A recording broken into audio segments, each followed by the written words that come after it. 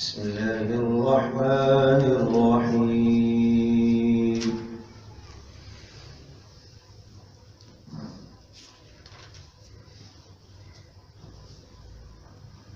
إن الذين آمنوا والذين هادوا والنصارى والصابئين من آمن بالله واليوم الآخر وعمل صالحا فلهم أجرهم عند ربهم ولا خوف عليهم ولا هم يحزنون. وإذ أخذنا ميثاقكم ورفعنا فوقكم الطور خذوا ما آتيناكم بقوة واذكروا ما فيه لعلكم تتقون. ثم توليتم من بعد ذلك فلولا فضل الله عليكم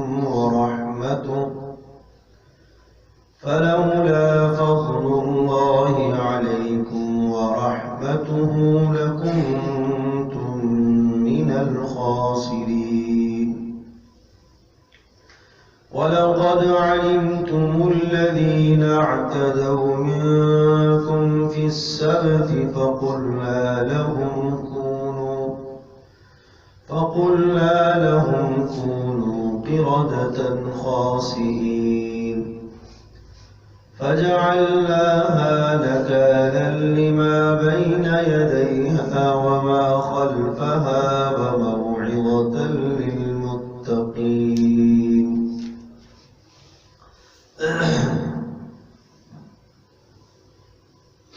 إن الذين آمنوا والذين هادوا والنصارى. آیت نمبر 62 سورۃ البقرہ کی. جب یہود کے حوالے سے اور بنی اسرائیل کے حوالے سے یہ مضمون گزشتہ آیات میں آ چکا کہ وہ اس دنیا میں اللہ تبارک و تعالیٰ کی نیابت اور خلافت کے مستحق نہیں رہے، اور وجہ یہ ہے کہ ان کے مزاج میں شریعت کی پابندی کا فقدان ہو گیا، اور انبیاء علیہ السلام کے ساتھ بھی انہوں نے زیادتیاں کی، اور انبیاء علیہ السلام کو انہوں نے ستایا اور قتل کیا. تو پھر اللہ تبارک و تعالیٰ نے ایک مضمون یوں ذکر فرمایا کہ اللہ پاک نے انہیں جو کچھ سنایا ہے، اس کا یہ معنی نہیں ہے کہ اللہ تبارک و تعالیٰ کا ان کے ساتھ اللہ کو کوئی نفرت ہے. نہیں، ایک قانون بتایا کہ نجات کا دار و مدار ایمان اور اعمال صالحہ پر ہے. چاہے ایمان اور اعمال صالحہ اختیار کرے مسلمان تب بھی وہ نجات پائے گا، یہودی اختیار کرے جب بھی وہ نجات پائے گا، نصرانی اختیار کرے جب بھی وہ نجات پالے گا. کوئی بھی ایمان اور اعمال صالحہ کو اپناتا ہے تو وہ نجات پالے گا. تو فرمایا ان الذین آمنوا، بے شک وہ لوگ جو ایمان لائے، رسول اکرم صلی اللہ تعالی علیہ وسلم پر ایمان لائے، والذین ہادوا، اور جو یہودی ہوئے. یہ یہودی ہونا یہ لقب ہے حضرت موسیٰ علیہ السلام کی قوم کا. والنصارى، اور وہ لوگ جو عیسیٰ علیہ السلام کے پیروکار بنے. والصابئین، اور وہ لوگ جو ستاروں کی پوجا کرتے رہے. من آمن باللہ، ان سب میں سے جو بھی ایمان لاتا ہے اللہ پر، والیوم الآخر، اور آخرت پر ایمان لاتا ہے، وعمل صالحا، اور اس نے اچھے اعمال کیے، فلہم اجرہم عند ربہم، ان کے لیے اجر ہے ان کے پروردگار کے پاس، ولا خوف علیہم ولا هم یحزنون، ان پر کوئی خوف نہیں ہوگا اور ان کے اوپر کسی قسم کا غم بھی نہیں ہوگا. یہاں ایک بات قابل غور ہے کہ جب یہ فرما دیا کہ جو بھی ایمان لائے اللہ پر آخرت پر، چاہے مسلمان لائے، چاہے یہودی لائے، چاہے نصرانی لائے، ان سب کے لیے آخرت میں اجر ہے، کامیابی کا وعدہ ہے۔ سوال یہ ہوا کہ یہودی تو کہتے ہیں ہم تو ایمان لائے، ہم موسیٰ علیہ السلام کو مانتے ہیں، اللہ کو مانتے ہیں، آخرت پر ایمان ہے۔ ایسے ہی نصرانی کہتے ہیں کہ ہمارا بھی ایمان ہے۔ اگر آج نصرانی یہ کہتے ہیں یا آج بھی یہودی یہ کہتے ہیں کہ ہمارا ایمان ہے اور تمہاری کتاب کے مطابق ہمارے لیے بھی اجر ثابت ہے، تو یہ بات درست نہیں ہوگی۔ کیوں؟ اس لیے کہ یہاں قرآن جو کہہ رہا ہے من آمن باللہ، جو ایمان لائے اللہ پر، اس طرح سے ایمان لائے جیسا کہ محمد صلی اللہ علیہ وسلم نے ایمان لانا بتایا ہے۔ چونکہ یہ قرآن اب تمام گزشتہ ادیان کے لیے ناسخ ہے اور اب وہ سارے کے سارے علوم آسمانی اور کتابیں منسوخ ہو چکی ہیں۔ اب آپ کو وہی ایمان معتبر آپ کا مانا جائے گا جو محمد صلی اللہ علیہ وسلم نے بتایا ہے۔ پہلے آپ یہودی تھے، پہلے آپ نصرانی تھے، اور اگر آپ گزشتہ اپنے دین پر قائم تھے اور اس کے بعد آپ محمد صلی اللہ علیہ وسلم پر اب ایمان لائے تو آپ کو تو اجر ملے گا۔ اس لیے یہ ذہن میں خیال نہ لایا جائے کہ پھر صرف نجات کے لیے تو اللہ پر ایمان لانا اور آخرت پر ایمان لانا کافی ہے۔ دوسری بات یہ کہ یہاں تو رسالت کا تذکرہ ہی نہیں ہے، تو یہ بات بھی ذہن نشین فرما لیجیے کہ عام طور پر میں نے پہلے بھی آپ کو یہ بات بتائی تھی کہ دو چیزوں پر ایمان کا تذکرہ کثرت سے آتا ہے، اللہ پر، آخرت پر، اللہ پر، آخرت پر۔ ان دو بنیادوں کو جو آدمی مان لے گا وہ ان کے بیچ میں تمام چیزوں کو مان لے گا۔ تو اختصار کی وجہ سے کبھی صرف ان دو چیزوں کا تذکرہ کیا جاتا ہے۔ وَإِذْ أَخَذْنَا مِيثَاقَكُمْ وَرَفَعْنَا فَوْقَكُمُ الطُّورَ خُذُوا مَا آتَيْنَاكُمْ بِقُوَّةٍ وَاذْكُرُوا مَا فِيهِ لَعَلَّكُمْ تَتَّقُونَ۔ اب یہاں سے یہود کی عہد شکنی کا بیان ہے، وعدے کے توڑنے کو اللہ پاک نے ذکر فرمایا۔ کہا وہ وقت یاد کرو اخذنا میثاقکم، جب ہم نے تم سے ایک وعدہ لیا تھا، میثاق لیا تھا، عہد لیا تھا، اور وہ عہد یوں لیا تھا کہ حکم دیا کہ آپ نے تورات پر عمل کرنا ہے، اور اگر عمل نہیں کرو گے تو پھر آپ ہلاک کر دیے جاؤ گے۔ طور پہاڑ کو فضا میں لٹکا دیا گیا، اوپر لا کے کھڑا کر دیا گیا، اگر ایمان نہیں لاؤ گے تو یہ تمہارے اوپر گرے گا اور تمہاری موت واقع ہو جائے گی۔ سجدے میں پڑ گئے سارے کے سارے، وہ کہتے ہیں ہم مانیں گے اللہ، لیکن بہرحال جب اللہ پاک نے اس مصیبت کو ٹال دیا، دور کر دی، تو پھر دوبارہ سے نافرمان اور باغی بن گئے۔ اب یہاں ایک سوال یہ آتا ہے کہ کیا زبردستی اور جبرن کسی کو اسلام پر لانا یا دین پر لانا کیسا ہے؟ آج کل لوگ کہتے ہیں جبر نہیں ہے، اسلام میں جبر نہیں ہے۔ تو یہ بات ذہن نشین فرما لیں اچھی طرح سے کہ کسی غیر مسلم کو اسلام میں داخل کرنے کے لیے جبر نہیں کیا جائے گا، وہ اپنی مرضی سے، اپنے اختیار سے کلمہ پڑھے۔ یہی وجہ ہے کہ صحابہ کرام رضی اللہ عنہم اجمعین کا مزاج یہی تھا، اور رسول پاک صلی اللہ علیہ وسلم کی جانب سے بھی یہی ہدایات تھی کہ جب آپ کسی علاقے کے اندر جائیں گے اور ان کو آپ پہلے اسلام کی دعوت دیں گے اور بھرپور آپ اسلام کی دعوت دیں گے، آپ نے جبر نہیں کرنا، اسلام کی دعوت دیں گے۔ اور چونکہ ہمیں کیا کرنا ہے، ہمیں اس اسلام کو پوری دنیا کے اندر پھیلانا ہے۔ یہ رسول پاک صلی اللہ علیہ وسلم کا پروگرام تھا کہ ہمیں اس اسلام کو پوری دنیا کے اندر لے کر جانا ہے۔ اور اب ہم آپ کو بھی اسلام کی دعوت دے رہے ہیں کہ اللہ پاک کے احکام نازل ہو رہے ہیں، آپ ان کی پیروی کر لو۔ اگر آپ ان کی پیروی نہیں کرتے ہو تو اس دھرتی پر ہم نے اللہ کے قانون کو نافذ کرنا ہے، پھر یہ ہوگا کہ اللہ کا قانون نافذ رہے گا، ہم آپ کے جان کی، آپ کے مال کی، آپ کی ہر چیز کی ہم حفاظت کریں گے، اس کے بدلے میں آپ ہمیں جزیہ دو گے، ٹیکس دو گے۔ کیوں ٹیکس دو گے؟ اس لیے کہ ہم آپ کی جان کی، آپ کے مال کی، آپ کی ہر چیزوں کی حفاظت کریں۔ آپ اپنے عبادت خانوں میں جو چاہیں عبادت کریں، آپ باہر نہیں آئیں گے۔ اور اسی طرح سے جناب آپ کے بوڑھوں کو، آپ کے بچوں کو، کسی کو ہم قتل نہیں کریں گے۔ جس طرح سے ہمیں اپنوں کا خون عزیز ہے اور ان کے خون کا تحفظ ہم کرتے ہیں، اسی طرح سے تمہارے خون کا تحفظ بھی کیا جائے گا، اسی طرح سے تمہارے مال کا تحفظ بھی کیا جائے گا، تمہاری عزتوں کا تحفظ بھی ایسے ہی کیا جائے گا۔ جس طرح سے ایک مسلمان کو تحفظ ملے گا، اسی طرح سے تمہیں بھی تحفظ ملے گا۔ ہاں، اللہ کا قانون نافذ ہوگا، حکومت ہماری رہے گی، آپ کو اس کے بدلے میں جزیہ دینا ہوگا۔ اگر وہ جزیے پر تیار ہو جاتے تو ٹھیک ہے، ساری زندگی گزارے اسی طرح سے، اور اگر نہیں تیار ہوتے تو اس کے بعد پھر اعلان جنگ ہوتا تھا، چونکہ ہمیں تو آگے جانا ہے۔ اور ہمارے سامنے تم رکاوٹ بن رہے ہو. اس رکاوٹ کو دور کرنے کے لیے پھر اعلان جنگ کا حکم ہوتا تھا. اور پھر بھی یہ کہہ رکھا تھا کہ جب اعلان جنگ جب جنگ ہوگی تو جنگ میں بوڑھوں کو نہیں قتل کیا جائے گا, عورتوں کو نہیں قتل کیا جائے گا, بچوں کو نہیں قتل کیا جائے گا, گھروں کو مسمار نہیں کیا جائے گا, آگ نہیں لگائی جائے گی. صرف جو جنگجو میدان میں آئیں گے ان سے جنگ ہوگی, ان سے قتال ہوگا. تو یہ بات ذہن نشین فرما لیں کہ یہ تصور کرنا کہ جبر ہے اسلام میں, زبردستی ہے, تو ایسا نہیں ہے.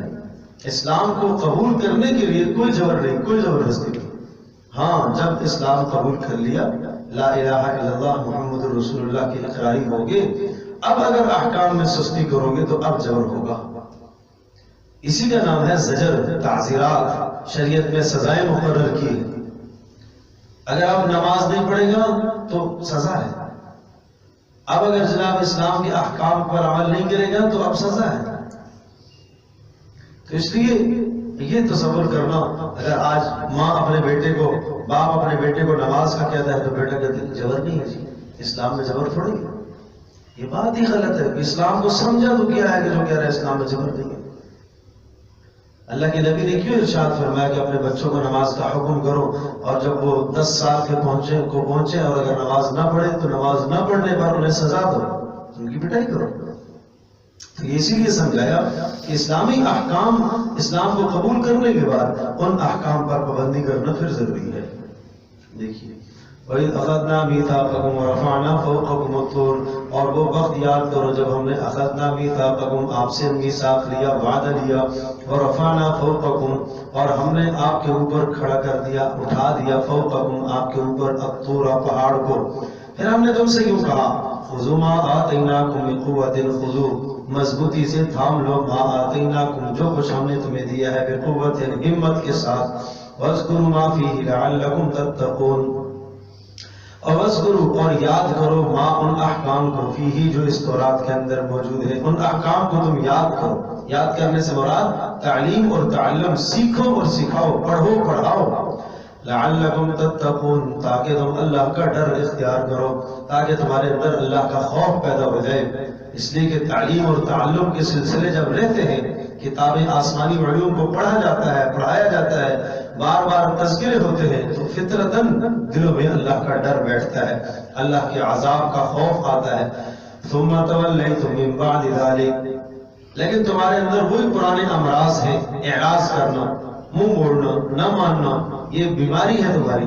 ثم تولیتم, تم نے منہ موڑ لیا, من بعد ذلک, اس کے بعد, فلولا فضل اللہ علیکم ورحمتہ, اگر اللہ تبارک و تعالیٰ کا فضل نہ ہوتا اور اللہ کی رحمت نہ ہوتی, فلولا فضل اللہ علیکم, اگر اللہ پاک کا فضل نہ ہوتا. اللہ پاک کا فضل سے مراد یہاں پر کیا ہے کہ اللہ پاک نے تمہیں مہلت دی ہے اور عذاب کو مؤخر کیا ہے. اگر یہ اللہ کا فضل اور اللہ کی رحمت نہ ہوتی تو پھر عذاب آ چکا ہوتا. لکنتم من الخاسرین, تو تم ہو جاتے خسارہ پانے والوں میں سے. وَلَقَدْ عَلِمْتُمُ الَّذِينَ اعْتَدَوْا مِنْكُمْ فِي السَّبْتِ, ہیلے دین میں ہیلے بہانے تلاش کرنا. ایک ہیلا تو انہوں نے یہی کیا کہ جب طور پہاڑ کو لٹکایا گیا تو کہنے لگے ٹھیک ہے جی ہم مانیں گے, اور جیسے ہی پہاڑ ہٹ گیا پھر دوبارہ سے باغی بن گئے. اور دوسرے ہیلے کا بیان ہے. دوسرا ہیلا کیا کیا, حضرت موسیٰ علیہ السلام کے دین میں ہفتے کے دن کی تعظیم تھی, جیسے ہم جمعے کے دن کی تعظیم ہے, اس طرح سے ہفتے کے دن کی تعظیم تھی. منع تھا ہفتے کے دن مچھلیوں کا شکار نہیں کرنا. یہ بحر قلزم کے کنارے پر یہ قوم آباد تھی. موسیٰ علیہ السلام کے بعد کے لوگ, حضرت داؤد علیہ السلام کے زمانے کی بات ہے. تو ایک کنارے پر یہ لوگ آباد تھے, اور ان کی بود و باش اور رہن سہن دریا کے کنارے پر تھا, اور وہاں سے معاش کا جو ذریعہ تھا وہ مچھلیوں کا شکار تھا. مچھلیوں کا شکار کرتے تھے اور شکار کر کے گزر بسر کرتے تھے, خود بھی کھاتے تھے, ان کو فروخت بھی کرتے تھے. منع تھا کہ ہفتے کے دن تم نے شکار نہیں کرنا ہے. تو انہوں نے ہیلا کیا, دین میں ہیلے تلاش کرنا, یعنی اللہ کے اس حکم سے بچنے کے لیے کوئی راہ نکالنا. تو انہوں نے کیا راہ نکالی, انہوں نے یہ کہا کہ اللہ نے منع تو کیا ہے, تو اس دریا سے انہوں نے چھوٹی چھوٹی نہر نکالی, اور چھوٹی چھوٹی نہر اور ندیاں انہوں نے نکالی, اور وہ اپنے حوضوں میں اور تالابوں میں لے آئے. اور کیا کرتے ہفتے والے دن مچھلیوں کو ہانک کر ان تالابوں میں جمع کر لیتے اور اتوار کو جا کے پکڑ کے لے آتے. کہتے ہیں ہم نے ہفتے کو تو نہیں پکڑی, اتوار کو پکڑی. تو یہ ہیلا انہوں نے کیا. اور عجیب اللہ تبارک و تعالیٰ کا نظام سورہ اعراف میں یہ بیان ہے وَاسْأَلُوا عَنِ الْقَرْيَةِ الَّتِي كَانَتْ حَاضِرَةَ الْبَحْرِ إِذْ تَأْتِيهِمْ حِيتَانُهُمْ يَوْمَ سَبْتِهِمْ شُرَّعًا وَيَوْمَ لَا يَسْبِتُونَ لَا تَأْتِيهِمْ كَذَلِكَ نَبْلُوهُمْ بِمَا كَانُوا يَفْسُقُونَ. ہفتے کے دن مچھلیاں اتنی وافر نظر آتی, تیر رہی ہوتی پانی میں, اور اتوار کو مچھلیاں نہ ہوتی, کم ہوتی تھی. یہ اللہ پاک کی طرف سے ایک آزمائش ہے کہ آج وہ چیز تمہیں وافر مل سکتی ہے, لیکن اللہ نے منع کیا آج تم نے اس چیز کو نہیں لینا. جیسے یا ایھا الذین آمنوا لیبلونکم اللہ بشیء من الصید تنالہ ایدیکم. صحابہ کہتے ہیں کہ ہم حالت احرام میں عمرے کے لیے جا رہے ہیں اور ہمارے خیموں کے آس پاس جو ہے وہ جانور, شکاری جانور جن کا شکار کیا جا سکتا ہے, خرگوش ہے, ہرن ہے, نیل گائے ہے, اور اگر ہم چاہیں تو ہاتھوں سے پکڑ سکتے ہیں. شکار کرنا تو بات کی بات ہے, ہاتھ سے پکڑے جا سکتے ہیں, اس قدر قریب ہے ہمارے. لیکن فرمایا جب ہم واپس آئے تو کوئی شکار نہیں. اب ہم احرام سے آزاد ہو گئے ہیں, اب ہم شکار کر سکتے ہیں, اب شکار ہمیں نظر نہیں آتا. تو یہ کیا تھا؟ اللہ کی آزمائش ہے. اللہ نے وہاں پر یہ ذکر فرمایا کہ اللہ تمہیں آزمائے گا اس طرح سے کہ اس وقت تمہیں یہ اختیار ہے, تمہارے سامنے گناہ کے اسباب موجود ہیں, تم اپنے ایمانی طاقت کی بنیاد پر اس گناہ سے بچتے ہو. یہ ہے کمال. تو اسی طرح سے ہفتے والے دن وافر مچھلیاں آتی اور اتوار کو ایسی نہ آتی. تو انہوں نے کیا کیا کہ ہفتے کے دن ساری مچھلیوں کو ہانک کر اپنے چھوٹے حوضوں میں لے جاتے اور اتوار کو جا کر پکڑ کے لے آتے. تو اس ہیلے پر اللہ تبارک تعالیٰ کی طرف سے سخت عذاب آیا اور پھٹکار آئی اور ان کی شکل ہی بدل گئی. وَلَقَدْ عَلِمْتُمُ الَّذِينَ اعْتَدَوْا مِنْكُمْ فِي السَّبْتِ, اور تحقیق ہم تم جان چکے ہو ان لوگوں کو الَّذِينَ اعْتَدَوْا جنہوں نے حد سے تجاوز کی مِنْكُمْ تم میں سے فِي السَّبْتِ ہفتے والے دن. فَقُلْنَا لَهُمْ ہم نے ان سے کہا كُونُوا قِرَدَةً خَاسِئِينَ, كُونُوا ہو جاؤ قِرَدَةً بندر, خَاسِئِينَ ذلیل اور رسوا بندر بن جاؤ. تو تین قسم کے طبقے ہو گئے اس قوم کے. ایک لوگ تو وہ تھے کہ جو بالکل کنارہ کشی جنہوں نے اختیار کر لی, اور ایک لوگ وہ تھے کہ جو روکتے تھے کہ بھائی نہیں کرو, شکار نہیں کرو, جب منع ہے تو کیوں کرتے ہو. اور ایک قسم کے وہ لوگ تھے کہ جو شکاری تھے. تو اللہ تبارک و تعالیٰ کا جب عذاب آیا تو وہ شکاری سارے کے سارے وہ بندر بن گئے, شکلیں ان کی مسخ ہو گئی. اللہ پاک کے حکموں کے ساتھ ایسا تمسخر اڑانا, ایسی مذاق اڑانا, یہ بہت بدترین جرم ہے. بغاوت بڑا جرم ہے. ایک ہے گناہ اور ایک ہے بغاوت. گناہ انسان سے ہو جاتا ہے, اچھا غلطی ہو گئی, غلطی کے بعد اپنی غلطی کو غلطی سمجھتا ہے, یہ گناہ ہے. لیکن ایک آدمی غلطی کو غلطی نہ سمجھے, غلطی پر ہزار تعویلیں پیش کرے, یہ کیا کہلاتا ہے؟ یہ تو بغاوت ہے. اسی لیے رسول پاک صلی اللہ علیہ وسلم نے ارشاد فرمایا ایک زمانہ آئے گا کہ رات کو امت کے جوان رات اس طرح سے گزاریں گے کہ گانا, موسیقی, شراب اور یہ دنیا کی لذتوں میں پڑے ہوئے ہوں گے, اور صبح ہوگی تو ان کی شکلیں بندروں اور خنزیروں کی طرح بن جائیں. قدموں سے قِرَدَةً وَخَنَازِرَ, شکلیں بدل جائیں. اللہ پاک ہماری حفاظت فرمائے. تو اللہ پاک ارشاد فرمانے فَقُلْنَا لَهُمْ كُونُوا قِرَدَةً خَاسِئِينَ, ہم نے ان سے کہا کہ ذلیل بندر اور رسوا بن جاؤ. تو پھر جب بندر بن گئے, اب صبح پڑوس والی جو بستی تھی انہوں نے دیکھا کہ یہاں سے تو کوئی آواز ہی نہیں آ رہی ہے, کہاں چلے گئی یہ لوگ. اور جب آ کر دیکھا تو گھروں کے اندر ہیں اور شکلیں بدلی ہوئی ہیں. اور عجیب, اب یہ تو ان کو نہیں پہچان پا رہے اس لیے کہ وہ شکلیں سب کی بدل گئی, لیکن وہ ان کو پہچان رہے تھے اور آ کے ان کے پاؤں میں بیٹھتے اور روتے. لیکن اب رونے کا کیا فائدہ. 3 دن کے بعد اللہ پاک نے اس قوم کو ہلاک کر دیا. یہ اللہ کا نظام ہے, جس قوم پر اللہ کی طرف سے عذاب آتا ہے تو 3 دن کے اندر وہ تباہ ہو جاتی ہے. موجودہ زمانے میں جو بندر ہیں یہ تصور کیا جاتا ہے کہ یہ وہی مسخ شدہ اور تبدیل شدہ شکلیں, ایسا نہیں, یہ الگ اللہ کی مخلوق. فجعلناها نکالا لما بین یدیہا، فجعلناها ہم نے بنایا ہے نکالا اس قصے کو، یعنی اس بندروں کے بن جانے والا جو قصہ ہے ہم نے اس قصے کو بنایا نکالا سزا کے طور پر، عبرت کے طور پر، لما بین یدیہا جو ان کے زمانوں میں تھے، وما خلفہا اور جو ان کے آس پاس یا بعد میں آنے والے تھے، وموعظۃ اور نصیحت بنایا للمتقین گناہوں سے بچنے والوں کے لیے۔ وَإِذْ قَالَ مُوسَىٰ لِقَوْمِهِ إِنَّ اللَّهَ يَأْمُرُكُمْ أَن تَذْبَحُوا بَقَرَةً۔ تو تین ان کی برائیوں کا بیان تھا، ایک یہاں پر حق سے اعراض کرنا، اور دوسرا ہیلہ سازی کرنا، اور تیسرا دین کے اندر اعتراضات تلاش کرنا۔ یہ تیسری بات اب آ رہی ہے۔ موسیٰ علیہ السلام نے حکم دیا کہ اللہ تمہیں یوں کہہ رہا ہے کہ بقرہ ذبح کرو، گائے ذبح کرو۔ کہنے لگے یہ کیا ہے اللہ کو اس کی کیا ضرورت ہے، اے موسیٰ تو ہمارے ساتھ مذاق اڑاتا ہے۔ تو دو وجہ سے بقرہ کے ذبح کرنے کا حکم ہوا، گائے کے ذبح کرنے کا حکم ہوا۔ ایک وجہ تو یہ تھی کہ ان کے دلوں میں بچڑے کی عبادت کرتے ہوئے اس کی محبت حد درجے کی آ چکی تھی، اور اس محبت کو ختم کرنا تھا۔ جیسے کہ رسول پاک صلی اللہ علیہ وسلم نے اپنے زمانے میں کتوں کو مارنے کا حکم دیا،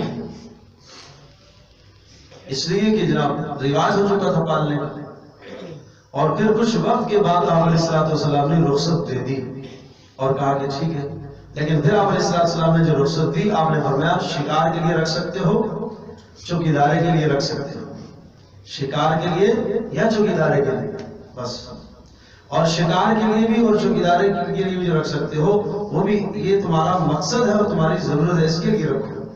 اور خاص طور پر وہ کتا جس کے یہاں آنکھوں کے اوپر نشان ہوتے ہیں دو کالے، رنگ بھی کالا اور نشان بھی ہو، یہ تو کہا یہ تو صاف صاف شیطان ہے، حدیث میں نہیں تو شیطان ہے۔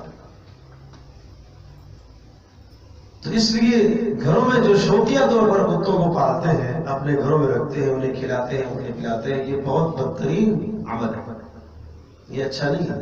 حضرت صلی اللہ علیہ وسلم نے اس کی اجازت نہیں دی۔ صرف حراسہ اور چوکیداری کے لیے اگر کوئی رکھتا ہے یا شکار کے لیے کوئی رکھتا ہے تو وہ بھی اجازت ہے، لیکن وہ بھی شرعی حدود ہے کہ اگر جس برتن میں اگر کتا ڈال دیتا ہے تو کم از کم اس کو 3 مرتبہ تو دھونا ہی دھونا ہے، ورنہ ایک روایت میں ہے کہ 7 مرتبہ اس کو پاک کرو۔ ایسے زہریلے اس کی جراثیم ہیں، ایسی بیماریاں اس کی وجہ سے معاشرے کے اندر آتی ہیں۔ اور بعض مفسرین نے لکھا ہے کہ کتے کے ساتھ جو شخص رہتا ہے اور کثرت سے پالتا ہے اور اس کا اٹھنا بیٹھنا اسی کے ساتھ ہوتا ہے، اس کی خدمت داری کرتا ہے، تو پھر اس کا مزاج اس کے اندر منتقل ہوتا ہے، اور کتے کے اندر حرص ہوتی ہے، حریص، وفاداری اپنی جگہ پر ہے، وفا ہے، لیکن دوسری طرف حرص ہے کہ وہ اپنی خوراک پر کسی دوسرے کو نہیں آنے دیتا۔ آپ دیکھیں گے ایک مردار کہیں پڑا ہوا ہے اور کتے نے اس مردار کو دیکھا تو جیسے ہی آگے کھانے لگتا ہے، اگر برابر میں اور دوسرا کتا آتا ہے تو اسے غرانا شروع کرتا ہے۔ اسے معلوم ہے کہ یہ میری خوراک سے بہت وافر ہے، لیکن اس میں حرص ہے، وہ حرص ہے، یہاں تک کہ جب وہ کھاتا ہے تو ہڈیاں بھی چبا جاتا ہے، یہ حد درجے کی حرص ہے۔ اور اس کے برخلاف جو حرام خور پرندے ہیں وہ جب مردار دیکھتے ہیں تو وہ زمین پر اترتے ہیں اور وہ دوسروں کو بھی آواز دیتے ہیں، انہیں بھی پکارتے ہیں، وہ سارے مل کر کھاتے ہیں۔ لیکن کتے کے مزاج میں یہ ہے، اجتماعیت نہیں ہے اس میں، تو اس لیے انسان کے اندر بھی کوئی خصلتیں پیدا ہوتی ہیں، وہ برائیاں اس کے اندر منتقل ہوتی ہیں، اس لیے منع فرمایا۔ تو بہرحال ایک تو اس لیے ان کو ذبح کرنے کا حکم ہوا بقرہ، تاکہ ان کے دلوں سے بقرہ کی محبت، گائے کی محبت، بچڑے کی محبت نکل جائے، اور دوسرا اس لیے کہ ایک قتل کا واقعہ آیا کہ ایک صاحب مال آدمی کو کسی نے قتل کر دیا، اور قتل بھی کیا کسی اپنے عزیز نے مال حاصل کرنے کے لیے، لیکن اب قاتل معلوم نہیں ہے کہ کس نے قتل کیا۔ اللہ پاک کی طرف سے حکم آیا کہ اس بقرہ کو ذبح کرو، اور ذبح کرنے کے بعد اس کا کچھ حصہ آپ اس مقتول کے ساتھ لگاؤ تو وہ خود بولے گا اور تمہیں اپنا قاتل بتائے گا، جیسے اگلے رکوع کے اندر آئے گا۔ تو اس وجہ سے اللہ پاک کی طرف سے حکم آیا۔ جب بقرہ کی ذبح کرنے کا حکم آیا تو انہوں نے حیل و حجت اس میں کی، کہنے لگے یہ تو اللہ نے مذاق کیا ہم سے، موسیٰ تو ہم سے مذاق اڑا رہا ہے، ایسا کیسے ہو سکتا ہے؟ اچھا کس قسم کی بقرہ ہونی چاہیے؟ جیسے انہوں نے آگے سختیاں سوال کرتے چلے گئے، اللہ کی طرف سے سختی آتی گئی۔ حدیث پاک میں آتا ہے رسول اکرم صلی اللہ علیہ وسلم نے ارشاد فرمایا انہوں نے سختی کی، اللہ نے ان پر سختی کی۔ اگر یہ پہلی مرتبہ جب ان کو حکم آیا بقرہ کو ذبح کر دو، گائے ذبح کر دو، بس ذبح کر دیتے کافی ہو جاتا، لیکن یہ کہنے لگے کس طرح کی ہونی چاہیے، اس کا رنگ کیسا ہونا چاہیے، اس کا کام کیا ہونا چاہیے، تو یہ اس طرح سے کرتے کرتے 40 سال ان کے لگ گئے اس کام کو پورا کرنے میں، 40 سال لگا۔ دیکھیں وَإِذْ قَالَ مُوسَىٰ لِقَوْمِهِ، اور وہ وقت یاد کرو جب موسیٰ علیہ السلام نے فرمایا اپنی قوم سے ان اللہ یأمرکم، بے شک اللہ پاک تمہیں حکم دیتا ہے ان تذبحوا بقرۃ، کہ تم ایک گائے کو ذبح کرو۔ قالوا، کہنے لگے اتتخذنا ہزوا، کیا تم ہمارے ساتھ مذاق اڑاتا ہے کہ یہ باتیں ہمیں کہتے ہیں گائے ذبح کرنے سے کیا ہوگا؟ قال اعوذ باللہ ان اکون من الجاہلین، قال موسیٰ علیہ السلام نے ارشاد فرمایا اعوذ باللہ، میں اللہ کی پناہ چاہتا ہوں، ان اکون، اس بات سے کہ میں ہو جاؤں، من الجاہلین، نادانوں میں سے، جاہلوں میں سے۔ یہ جاہلین کیوں کہا؟ پتہ چلا کہ دین کے ساتھ مذاق اڑانا یہ جہالت ہے، یہ نادانی ہے۔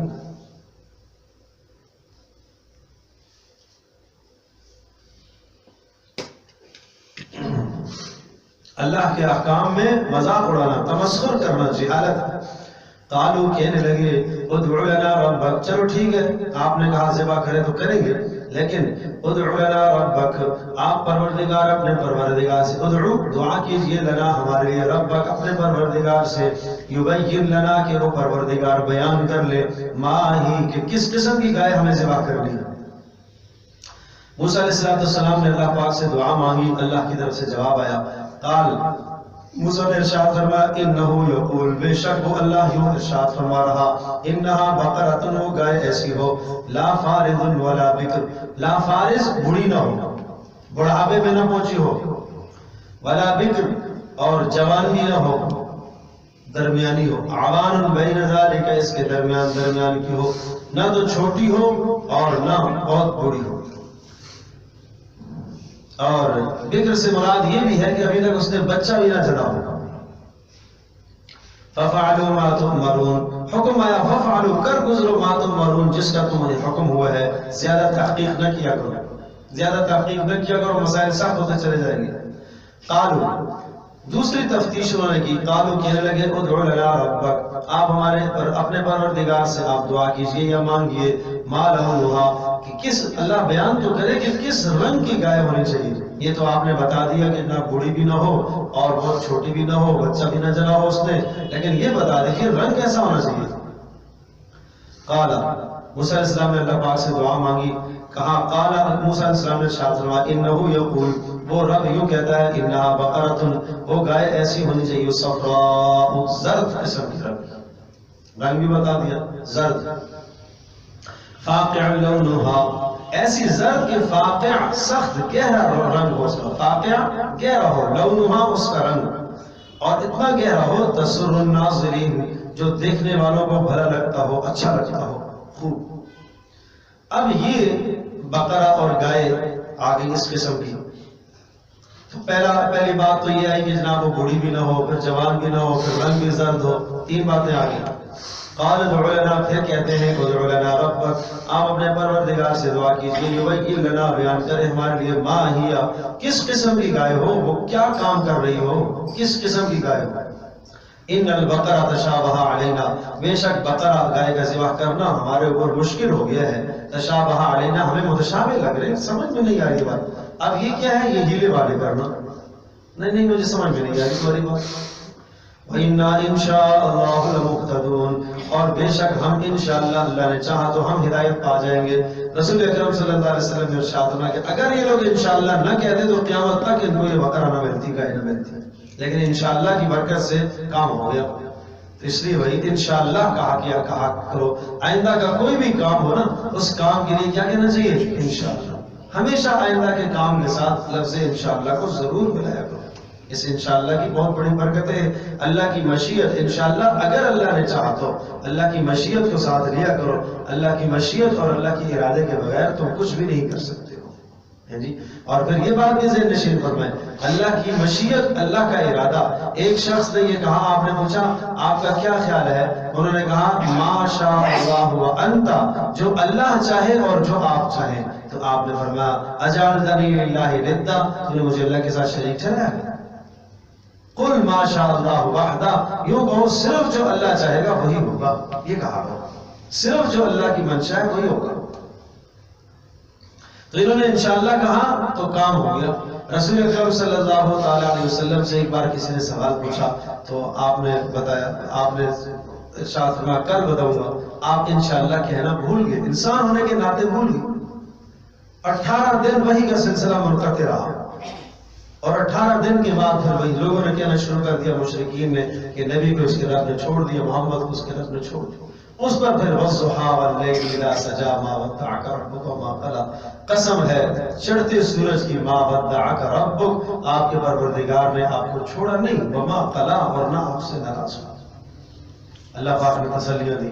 اور پھر سورۃ الکہف میں وہ مضمون آیا ولا تقولن لشیء انی فاعل ذلک غدا، جب کل کے لیے کوئی تم بات کہا کرو تو تم کہا کرو الا ان یشاء اللہ، اگر اللہ نے چاہا تو ایسا کروں گا. وَاذْكُرْ رَبَّكَ إِذَا نَسِيتَ، اور اگر پہلے بھول جاؤ نہیں کہہ پائے تو جیسے یاد آ جائے پھر کہہ لو انشاءاللہ. اس لیے انشاءاللہ کہا. وہ کہتے ہیں ایک آدمی جب وہ منڈی میں بیل خریدنے کے لیے جا رہا تھا، قربانی کا موقع ہے، تو کسی نے کہا کہاں جا رہے ہو؟ تو کہنے لگا جا رہا ہوں منڈی جا رہا ہوں، بیل لے کر. تو اس کہنے والے نے کہا کہ ارے بھائی انشاءاللہ کہو. تو کہتا ہے میرے جیب میں پیسے ہیں، انشاءاللہ کی کیا ضرورت ہے؟ تو وہ راستے میں اللہ کا بندہ لٹ گیا. پھر جب واپس آیا تو کسی نے پوچھا کہ کیا ہوا، بیل لے کے نہیں آئے ہو؟ تو کہنے لگا انشاءاللہ میں جا رہا تھا اور پھر راستے میں ڈاکہ پڑ گیا، پھر انشاءاللہ میں واپس آ گیا. اب وہ بار بار انشاءاللہ کہہ رہا ہے، بار بار انشاءاللہ کہہ رہا ہے. تو جو وقت ہے انشاءاللہ کہنے کا اس وقت انشاءاللہ کہا جائے، اللہ کی مشیت، اللہ کے ارادے کو ساتھ دیا جائے. اللہ اکبر. تو اب انہوں نے کیا کہا کہ اے موسیٰ تو دعا تو کر کے پھر بیان کرے، ہمیں پتہ نہیں چل رہا کہ کس قسم کی گائے اور بقرہ ہو. قال انه يقول انها بقرة، قال موسیٰ علیہ السلام نے ارشاد فرمایا انه يقول، بے شک وہ پروردگار یوں کہتا ہے، انها بقرة، وہ گائے ایسی ہو، لا ذلول، جو محنت کرنے والی نہ ہو، محنت کرنے والی نہ ہو، جس کے اوپر کبھی بوجھ نہ لادا گیا ہو. تثیر الحرث، زمین اس نے کبھی نہ جوتی ہو، ولا تسقی الحرث، اور اسی طرح سے کھیتیوں کو کبھی سیراب نہ کیا ہو.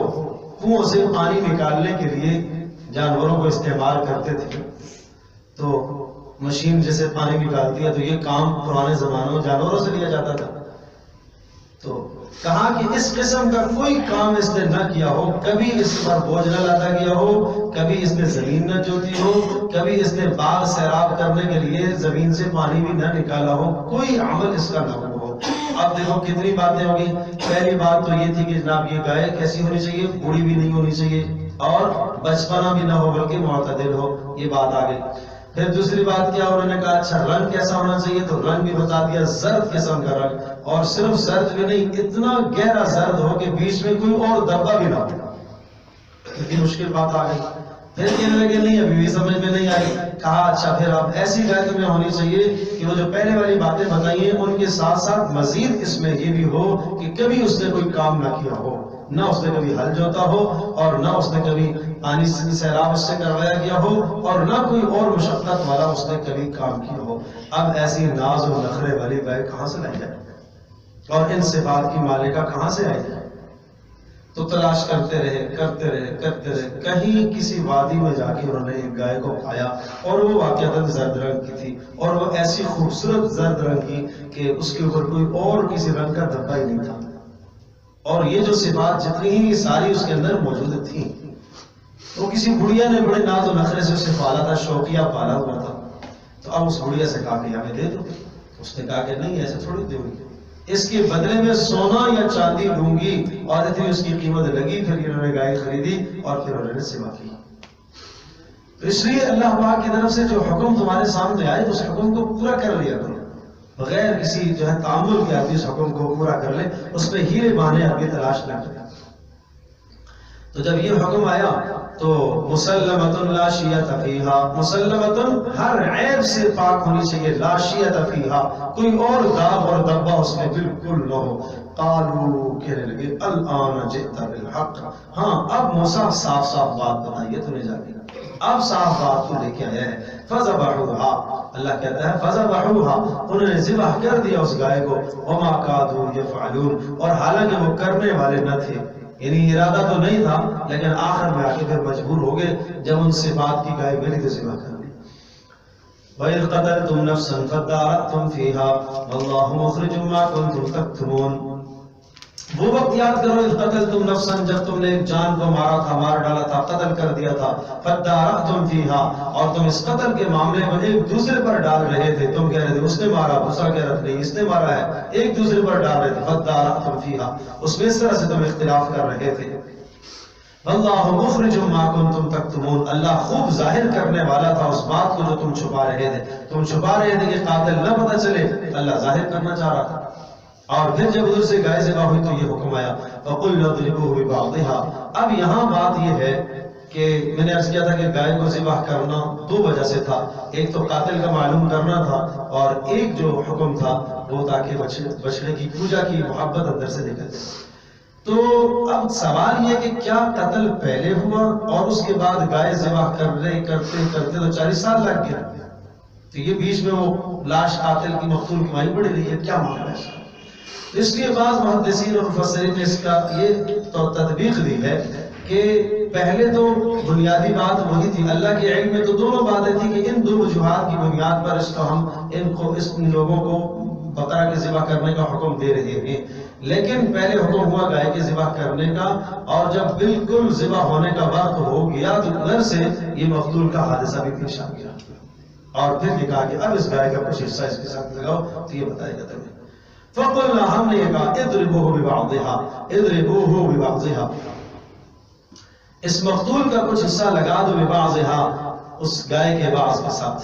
كذلك، تو یہ جب جیسے لگایا اس نے وہ فوراً بول اٹھا، وہ مقتول قتل کیا ہوا میت بول اٹھا، اس نے یہ کہا کہ مجھے فلاں فلاں نے مارا ہے اور مال کے لیے مارا ہے، بس اس نے اتنا ہی بتایا، ایسا نہیں کہ مکمل زندہ ہو گیا، بس اس نے اپنی اس قاتل کی نشاندہی کر دی۔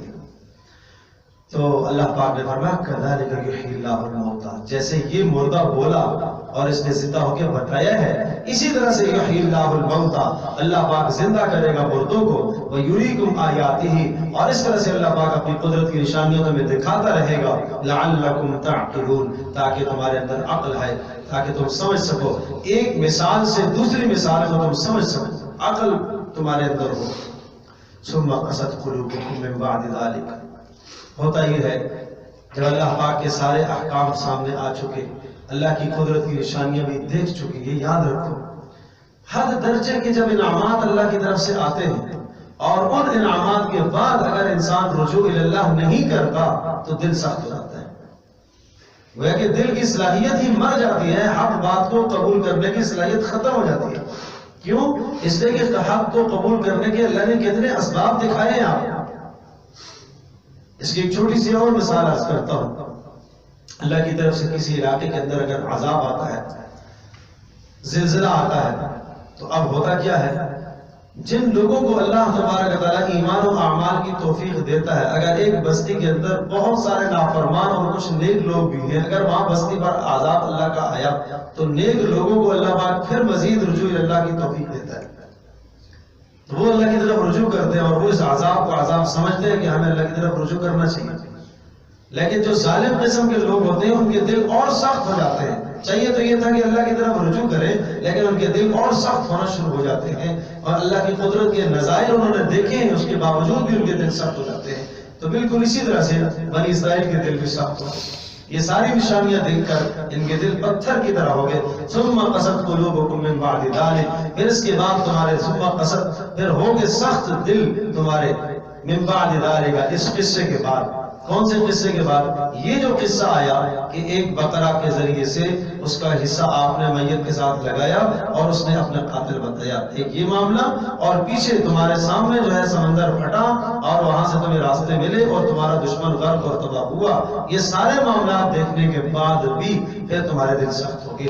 فَهِيَ كَالْحِجَارَةِ، کیسے ہو گئے؟ پتھر کی طرح، او اشد قسوہ، یا پتھر سے بھی زیادہ سخت۔ کیوں؟ وَإِنَّ مِنَ الْحِجَارَةِ، اس لیے کہ پتھر بھی ایسے ہیں، لَمَا يَتَفَجَّرُ مِنْهُ الْأَنْهَارُ، بعض ایسے ہیں کہ جن سے نہریں پھوٹ پڑتی ہیں۔ يَتَفَجَّرُ مِنْهُ الْأَنْهَارُ، موسیٰ علیہ السلام نے اس پتھر پر لاٹھی ماری تو نہریں پھوٹنے، اس سے 12 چشمے نکلے۔ وَإِنَّ مِنْهَا، اور بعض ایسے ہیں پتھروں میں سے، لَمَا يَشَّقَّقُ، جو پھٹ پڑتے ہیں، فَيَخْرُجُ مِنْهُ الْمَاءُ، اور اس سے پانی نکلتا ہے، تھوڑا تھوڑا رسنا شروع ہو جاتا ہے۔ وَإِنَّ مِنْهَا، اور پتھروں میں سے بعض ایسے ہیں، لَمَا يَهْبِطُ مِنْ خَشْيَةِ اللَّهِ، جو اللہ تعالیٰ کے خوف سے اور اللہ کی خشیت سے گر پڑتے ہیں، اوپر سے بلندی سے نیچے کی طرف آ جاتے ہیں، لیکن وَاللَّهُ بِغَافِلٍ عَمَّا تَعْمَلُونَ، تم اس بات کو سمجھو کہ اللہ پاک غافل نہیں ہے تمہارے اعمال سے۔ تو سختی، قساوت قلبی اگر آ جاتی ہے تو اللہ تبارک و تعالیٰ تمہارے اعمال کو دیکھ رہا ہے۔ یہاں یہ بات ہے ذہن نشین فرما لیں کہ ہم اپنے دلوں میں سختی نہ آنے دیں۔ اچھا تو سنو سختی کیسے آتی ہے۔ نمبر 1، جب انسان گناہ کرتا ہے اور اس گناہ کو گناہ نہیں سمجھتا تو دل سخت ہو جاتا ہے، اس سے دل میں سختی آتی ہے۔ نمبر 2، اللہ تبارک و تعالیٰ کی نعمتیں ملتی رہیں، مسلسل ملتی رہیں، ان نعمتوں کی قدردانی نہیں کرتا، ان نعمتوں کا شکر نہیں ادا کرتا، تو اس انسان کا دل سخت ہو جاتا ہے۔ اللہ اکبر۔ اور نمبر 3، جب سمجھایا جائے، حق بات سمجھائی جائے، بتائی جائے، لیکن حق بات سے آدمی قصداً منہ موڑ لے، اعراض کر لے، تو اس سے کیا ہوتا ہے کہ دل سخت ہو جاتا ہے۔ گناہ کو گناہ نہ سمجھنا۔ نمبر 2، اللہ کی عطا کردہ نعمتوں کی قدردانی نہ کرنا۔ اور نمبر 3، حق بات سامنے آئے جان بوجھ کر اسے ٹھکرا دینا۔ بس یہ زہر ہے، سمجھ۔ ایک آدمی یہ زہر کھا رہا ہے اور اپنے اندر سے حق کو قبول کرنے کی صلاحیت کو مار رہا ہے، مٹ رہی ہے صلاحیت۔ تو ان 3 برائیوں کی وجہ سے اندر کی یہ صلاحیت، حق کو قبول کرنے کی صلاحیت مٹ جاتی ہے۔ اسی کا نام ہے دل کا سخت ہو جانا۔ دل پتھر ہے اس کا، اب اسے سمجھاتے رہو۔ اب باہر سے کوئی شے اس کے اندر نہیں جائے گی اور نہ اندر سے کوئی خیر باہر نکلے گی، مہر لگ گئی ہے اس کے دل پر، خیر نہیں نکلے گی باہر اور باہر سے کوئی خیر اس کے اندر جائے گی نہیں۔ حضرت عائشہ رضی اللہ تعالیٰ عنہ کے پاس ایک خاتون آئی اور انہوں نے آگے کہا کہ میرا دل سخت ہو گیا۔ آپ نے فرمایا رضی اللہ عنہ نے کہ جاؤ کسی یتیم کے سر پر ہاتھ رکھو، اس سے دل نرم ہوتا ہے۔ ایسے کاموں سے دل نرم ہوتا ہے، کسی کی خبر گیری کر لینا، کسی حاجت مند کی حاجت کو پورا کر لینا، کسی ضرورت مند کی ضرورت کو پورا کرنا، اس سے آپ کا دل نرم ہوگا۔ اگر آپ اپنے دل میں سختی محسوس کر رہے ہو کہ حق بات اب اثر نہیں کر رہی، نصیحت اثر نہیں کر رہی، اور سخت سے سخت کسی پر ظلم ہوتا ہوا دیکھ کر بھی اندر نرمی نہیں پیدا ہو رہی، تو یہ دل سخت ہونے کی نشانی ہے۔ تو یتیموں کی کفالت کر، بیواؤں کی حاجت مندوں کی ضرورتوں کو پورا کیا کرو، اس سے دل میں نرمی پیدا ہوتی ہے۔ نمبر 2، کثرت سے قرآن مجید کی تلاوت کیا کرو، اس سے دل میں نرمی پیدا ہوگی۔ اور نمبر 3، موت کو یاد کیا کرو، اس سے دل میں نرمی پیدا ہوگی۔ یہ 3 اعمال ہیں جس سے دل انسان کا نرم ہوتا ہے۔ موت کو یاد کرنا، کثرت سے تلاوت کرنا، اور غربا اور مساکین اور بیواؤں اور یتیم بچوں کی کفالت کرنا، اس سے آپ کے دل کے اندر نرمی آئے گی۔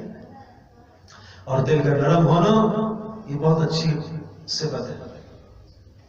جس شخص کا دل نرم ہوتا ہے، ہر بات حق کی بات وہ جلدی قبول کر لیتا ہے، دین کی بات جلدی قبول کر لیتا ہے، ایسے شخص کا خاتمہ ایمان پر ہوتا ہے، کلمہ اسے یاد رہتا ہے، اللہ کی مدد اس کے ساتھ شامل حال ہوتی ہے۔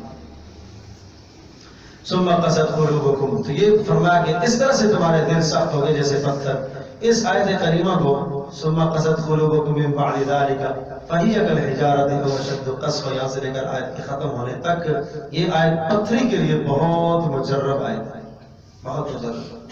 جس شخص کو پتھری ہو، کسی بھی قسم کی پتھری ہو، تو فجر کی نماز کے بعد روزانہ 41 مرتبہ اول و آخر 3 بار درود شریف پڑھے اور بیچ میں 41 مرتبہ اس آیت کو پڑھے اور پڑھ کر پانی پر دم کر کے انشاءاللہ ختم ہو جائے گی۔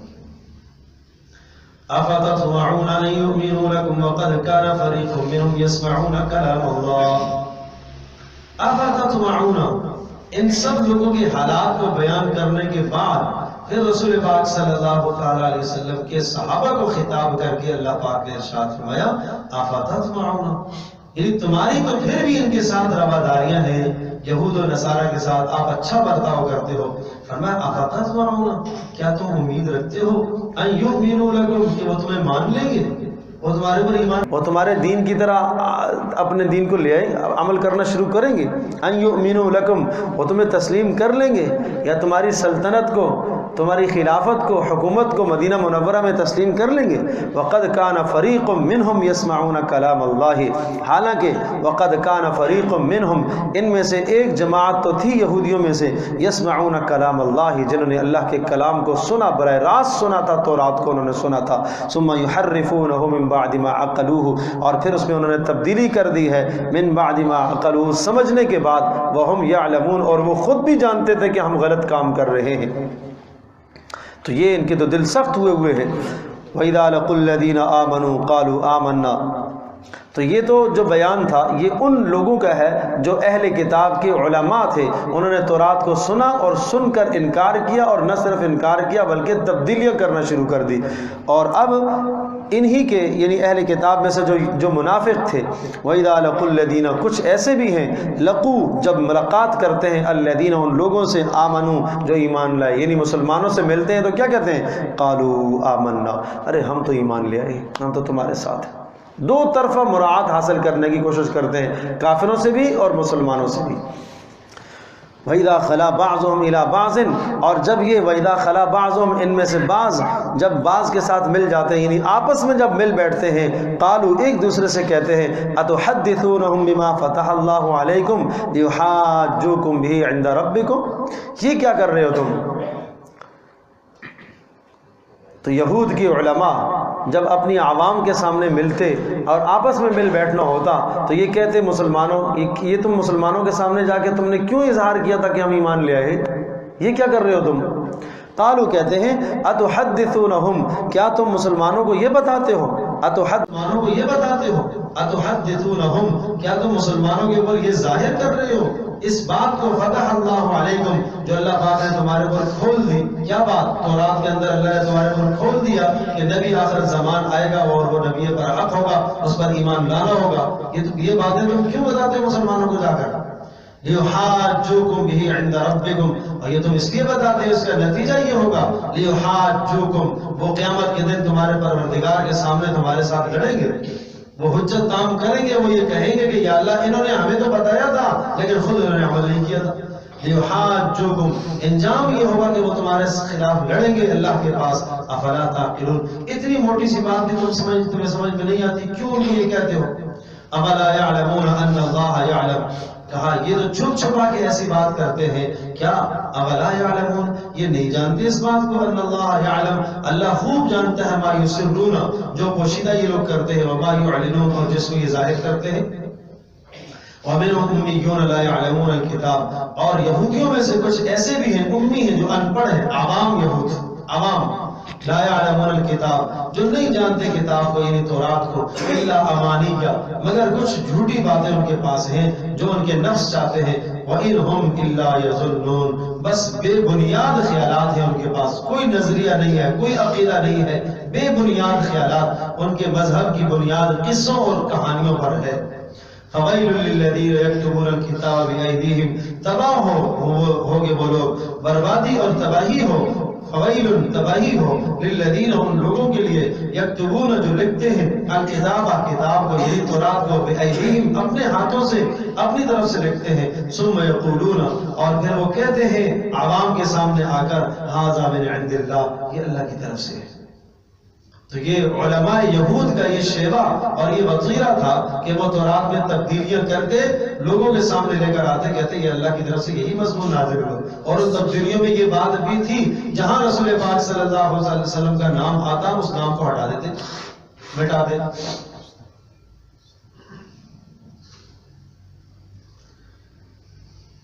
ایک شخص مصر سے گیا، ایک تورات پڑھ رہا تھا تو رسول پاک صلی اللہ تعالی علیہ وسلم کا نام آیا اس میں، کہتے یہ کون ہے؟ اس نے پھاڑ دیا وہ صفحہ۔ دوسرے دن جب سب اس نے تورات کھولی تو اب جو جگہ آئی وہاں دو بار نام لکھا ہوتا ہے، وہ بھی پھاڑ دیا اس نے۔ تیسرے دن تورات کھولتا ہے تو جہاں صفحہ کھولا تو 3 بار نام لکھا ہوتا ہے، وہ بھی پھاڑ دیا۔ کرتے کرتے کرتے 8 صفحے اس طرح سے پھاڑے 8 دن۔ لوگوں سے پوچھا یہ کون ہے؟ کہا کہ یہ اپنے آپ کو نبی بتاتا ہے اور یہ صرف مدینہ میں رہتا ہے۔ تو اس نے مصر سے مدینے کا سفر کیا، تو مدینہ منورہ میں جب پہنچا رسول اکرم صلی اللہ علیہ وسلم کے انتقال کو 3 دن ہو چکے تھے۔ تو باہر جو ہے وہ ملاقات ہوئی حضرت سلمان فارسی رضی اللہ تعالیٰ عنہ سے اور اصحاب سے ملاقات ہوئی، تو پوچھا کہ محمد یہاں کون ہے، کہاں ہے؟ انہوں نے نہیں بتایا کہ انتقال کر گئے، اور سلمان کہتے ہیں کہ میں نے یوں کہہ دیا کہ انتقال کر کے تو واپس چلا جائے گا، پتہ نہیں کہاں سے آیا، کس جذبے سے آیا، کیا نیت لے کے آیا۔ تو میں اس کو لے آیا، میں کہا لے جاتا ہوں آپ کو ان کے رشتہ داروں سے ملواتا ہوں۔ تو حضرت علی رضی اللہ تعالیٰ عنہ بیٹھے ہوئے تھے، حضرت علی سے میں نے ملوایا۔ تو پھر اس نے دوبارہ پوچھا تو پھر مجمع میں صحابہ نے بتا دیا کہ 3 دن ہو گئے دنیا سے رخصت ہو گئے، اللہ کے پاس چلے گئے۔ تو کہا اچھا کوئی رشتہ دار ان کا ہے؟ تو حضرت علی رضی اللہ تعالیٰ کو آگے کیا کہ کہا یہ ہے۔ کہا ان کا کوئی نشانی، کوئی کپڑا مجھے لا کے دکھاؤ۔ تو حضرت علی رضی اللہ تعالیٰ نبی صلی اللہ علیہ وسلم کا کرتا منگوایا اور وہ کرتا اس نے لیا اور اسے چوما، آنکھوں سے لگایا اور آپ علیہ السلام کے روزے پر چلا گیا، اور پھر وہاں جا کے اس نے کلمہ پڑھا اور کہا اللہ تو گواہ ہے میں اتنا لمبا سفر کر کے آیا اس شخص کو دیکھنے کے لیے، لیکن وہ آپ نے اپنے پاس بلا لیا، اب میں تیرے اوپر بھی ایمان لاتا ہوں، اس پر بھی ایمان لاتا ہوں۔ تو کلمہ پڑھا اس نے، اور پھر اگلی بات کہ اللہ اگر آپ کو میرا یہ ایمان لانا قبول ہے اور پسند ہے تو اللہ مجھے یہاں ہی موت دے دے۔ اسی وقت اس کی چیخ نکلی اور انتقال کر گیا۔ تو رسول اکرم صلی اللہ علیہ وسلم کے تذکرے تورات میں تھے، انجیل میں تھے۔ تو یہ لوگ کیا کرتے تھے؟ یہود جہاں رسول پاک صلی اللہ علیہ وسلم کا تذکرہ آتا اس کو چھپا دیتے، اس کو پھاڑ دیتے تھے۔ سخت عناد تھا، سخت نفرت تھی، تو اس پر کہا فویل للذین یکتبون، تباہی ہے ان لوگوں کے لیے الذین یکتبون الکتاب، جو کتاب کو لکھتے ہیں بایدیہم اپنے ہاتھوں سے، ثم یقولون پھر کہتے ہیں ھذا من عند اللہ، یہ اللہ کی طرف سے ہے۔ یہ سب کچھ کیوں کرتے ہیں؟ لیشتروا بہ ثمنا قلیلا، تاکہ اپنی طرف سے غلط فتوے جو دیتے ہیں ان فتووں کے ذریعے سے دنیا کا سامان حاصل کریں، دنیا کی مناعت حاصل کرتے ہیں لوگوں سے۔ فویل لہم مما کتبت ایدیہم، تباہی ہے ان لوگوں کے لیے، فویل تباہی ہے ان لوگوں کے لیے، بڑی بربادی ہے، مما کتبت ایدیہم، جو کچھ انہوں نے اپنے ہاتھوں سے لکھا ہے اس وجہ سے ان کے لیے تباہی ہے، وویل لہم، اور تباہی ہے ان کے لیے مما یکسبون، اس لیے جو انہوں نے کسب کیا ہے، جو مال کمایا ہے یہ غلط لکھ کر، اس وجہ سے بھی ان کے لیے تباہی ہے۔ وقالوا لن تمسنا النار الا ایاما معدودۃ، تو ایک یہود کا طبقہ علماء کا تھا، ایک منافقین کا تھا، ایک عوام کا طبقہ تھا، اور ایک صاحبزادوں کا طبقہ تھا۔ صاحبزادوں سے مراد یہ کہ جو انبیاء، صلحاء، نیک لوگوں کی اولادیں تھیں، اور وہ یہ کہتے تھے ہمیں تو کوئی مسئلہ ہی نہیں ہے، ہم جہنم میں تھوڑے جائیں گے، ہم کیوں جہنم میں جائیں گے، ہمارے آباء و اجداد جو ہے وہ بھگت لیں گے۔ وقالوا کہنے لگے لن تمسنا النار، ہرگز ہمیں آگ نہیں چھوئے گی، الا ایاما معدودہ، مگر چند دن۔ چند دن سے مراد وہ جو بچڑے کی عبادت کی تھی ہمارے بڑوں نے 40 دن جو غلطیاں کر دی، بس اتنا 40 دن ہم رہیں گے، اس کے بعد ہمارے لیے تو جنت پکی ہے، عمل نہ کرو اور کہو ہمارے لیے جنت پکی ہے، یہ کون سی بات ہے؟ قل کہہ دیجئے ااتخذتم عند اللہ عہدا، کیا اللہ کے پاس تم نے کوئی وعدہ ٹھہرا لیا ہے؟ کیا اللہ سے تم نے کوئی ایگریمنٹ کر لیا ہے، کوئی وعدہ کر لیا ہے؟ اتخذتم عند اللہ عہدا، کیا اللہ سے تم نے کوئی وعدہ لے لیا ہے؟ فلن یخلف اللہ عہدا، کہ اللہ پاک اس وعدے کی خلاف ورزی نہیں کرے گا۔ ام تقولون علی اللہ ما لا تعلمون، یا تم وہ کہتے ہو اللہ پر جو تم نہیں جانتے۔ ام تقولون، یا تم یوں کہتے ہو علی اللہ اللہ پر، ما ان چیزوں کو لا تعلمون جو نہیں جانتے ہو تم کہ اللہ تو تمہیں عذاب دے گا۔ بھلا من کسب سیئتا، کیوں نہیں عذاب ضرور ہوگا۔ ضابطہ اللہ کا اصول یہ ہے من کسب سیئتا، جس نے کسی برائی کو کمایا، وَأَحَاطَتْ بِهِ خَطِيئَتُهُ، اور گناہ کرتے کرتے کرتے اس کے گناہوں نے اس کا احاطہ کر دیا، وَأَحَاطَتْ بِهِ خَطِيئَتُهُ فَأُولَٰئِكَ أَصْحَابُ النَّارِ۔ حدیث پاک میں آتا ہے جب انسان گناہ کرتا ہے تو اس کے دل پر ایک سیاہ نقطہ لگتا ہے، دوسرا گناہ کرتا ہے ایک اور نقطہ لگتا ہے، تیسرا گناہ کرتا ہے ایک اور نقطہ لگتا ہے، کرتے کرتے اس کا دل کالا اور سیاہ ہو جاتا ہے۔ اسی کا نام ہے دل پر مہر کا لگ جانا۔ اور پھر خاتمہ بھی انسان کا کفر پر ہوتا ہے۔ کہا جس کے گناہوں نے اس کا احاطہ کر لیا ہے اور ہر طرف سے گناہوں نے اس کو گھیر لیا، فَأُولَٰئِكَ أَصْحَابُ النَّارِ، وہ تو دوزخی ہیں، ہم فیہا خالدون، ہمیشہ ہمیشہ اس میں رہیں گے۔ وَالَّذِينَ آمَنُوا وَعَمِلُوا الصَّالِحَاتِ، اور وہ لوگ جو ایمان لائے اور اچھے اعمال کیے، أُولَٰئِكَ أَصْحَابُ الْجَنَّةِ، وہ جنت میں جائیں گے، ہم فیہا خالدون، وہ ہمیشہ ہمیشہ اس میں رہیں گے۔ وَإِذْ أَخَذْنَا مِيثَاقَ بَنِي إِسْرَائِيلَ لَا تَعْبُدُونَ إِلَّا اللَّهَ وَبِالْوَالِدَيْنِ إِحْسَانًا، یہاں اب بنی اسرائیل سے پھر خطاب ہوا اور اللہ تبارک تعالیٰ نے جو احکام ان کو دیے تھے ان احکام کو یہاں پر دہرایا، اور یہ خاص طور پر رسول اکرم صلی اللہ تعالیٰ علیہ وسلم کے زمانے کے جو یہودی تھے انہیں یاد دہانی کرائی گئی، دیکھو نا تمہارے آباء و اجداد کو یہ احکام دیے تھے، انہوں نے ان کی پابندیاں نہیں کی۔ اور ساتھ امت مسلمہ کو تنبیہ ہے، میں پہلے بھی بات عرض کر چکا ہوں کہ جہاں پر یہود و نصارہ کی یہ باتیں آتی ہیں ساتھ ہمیں تنبیہ ہوتی ہے کہ جس طرح سے انہوں نے کیا تم ایسا نہ کرو، یہ تنبیہ ہمارے لیے بھی ہے۔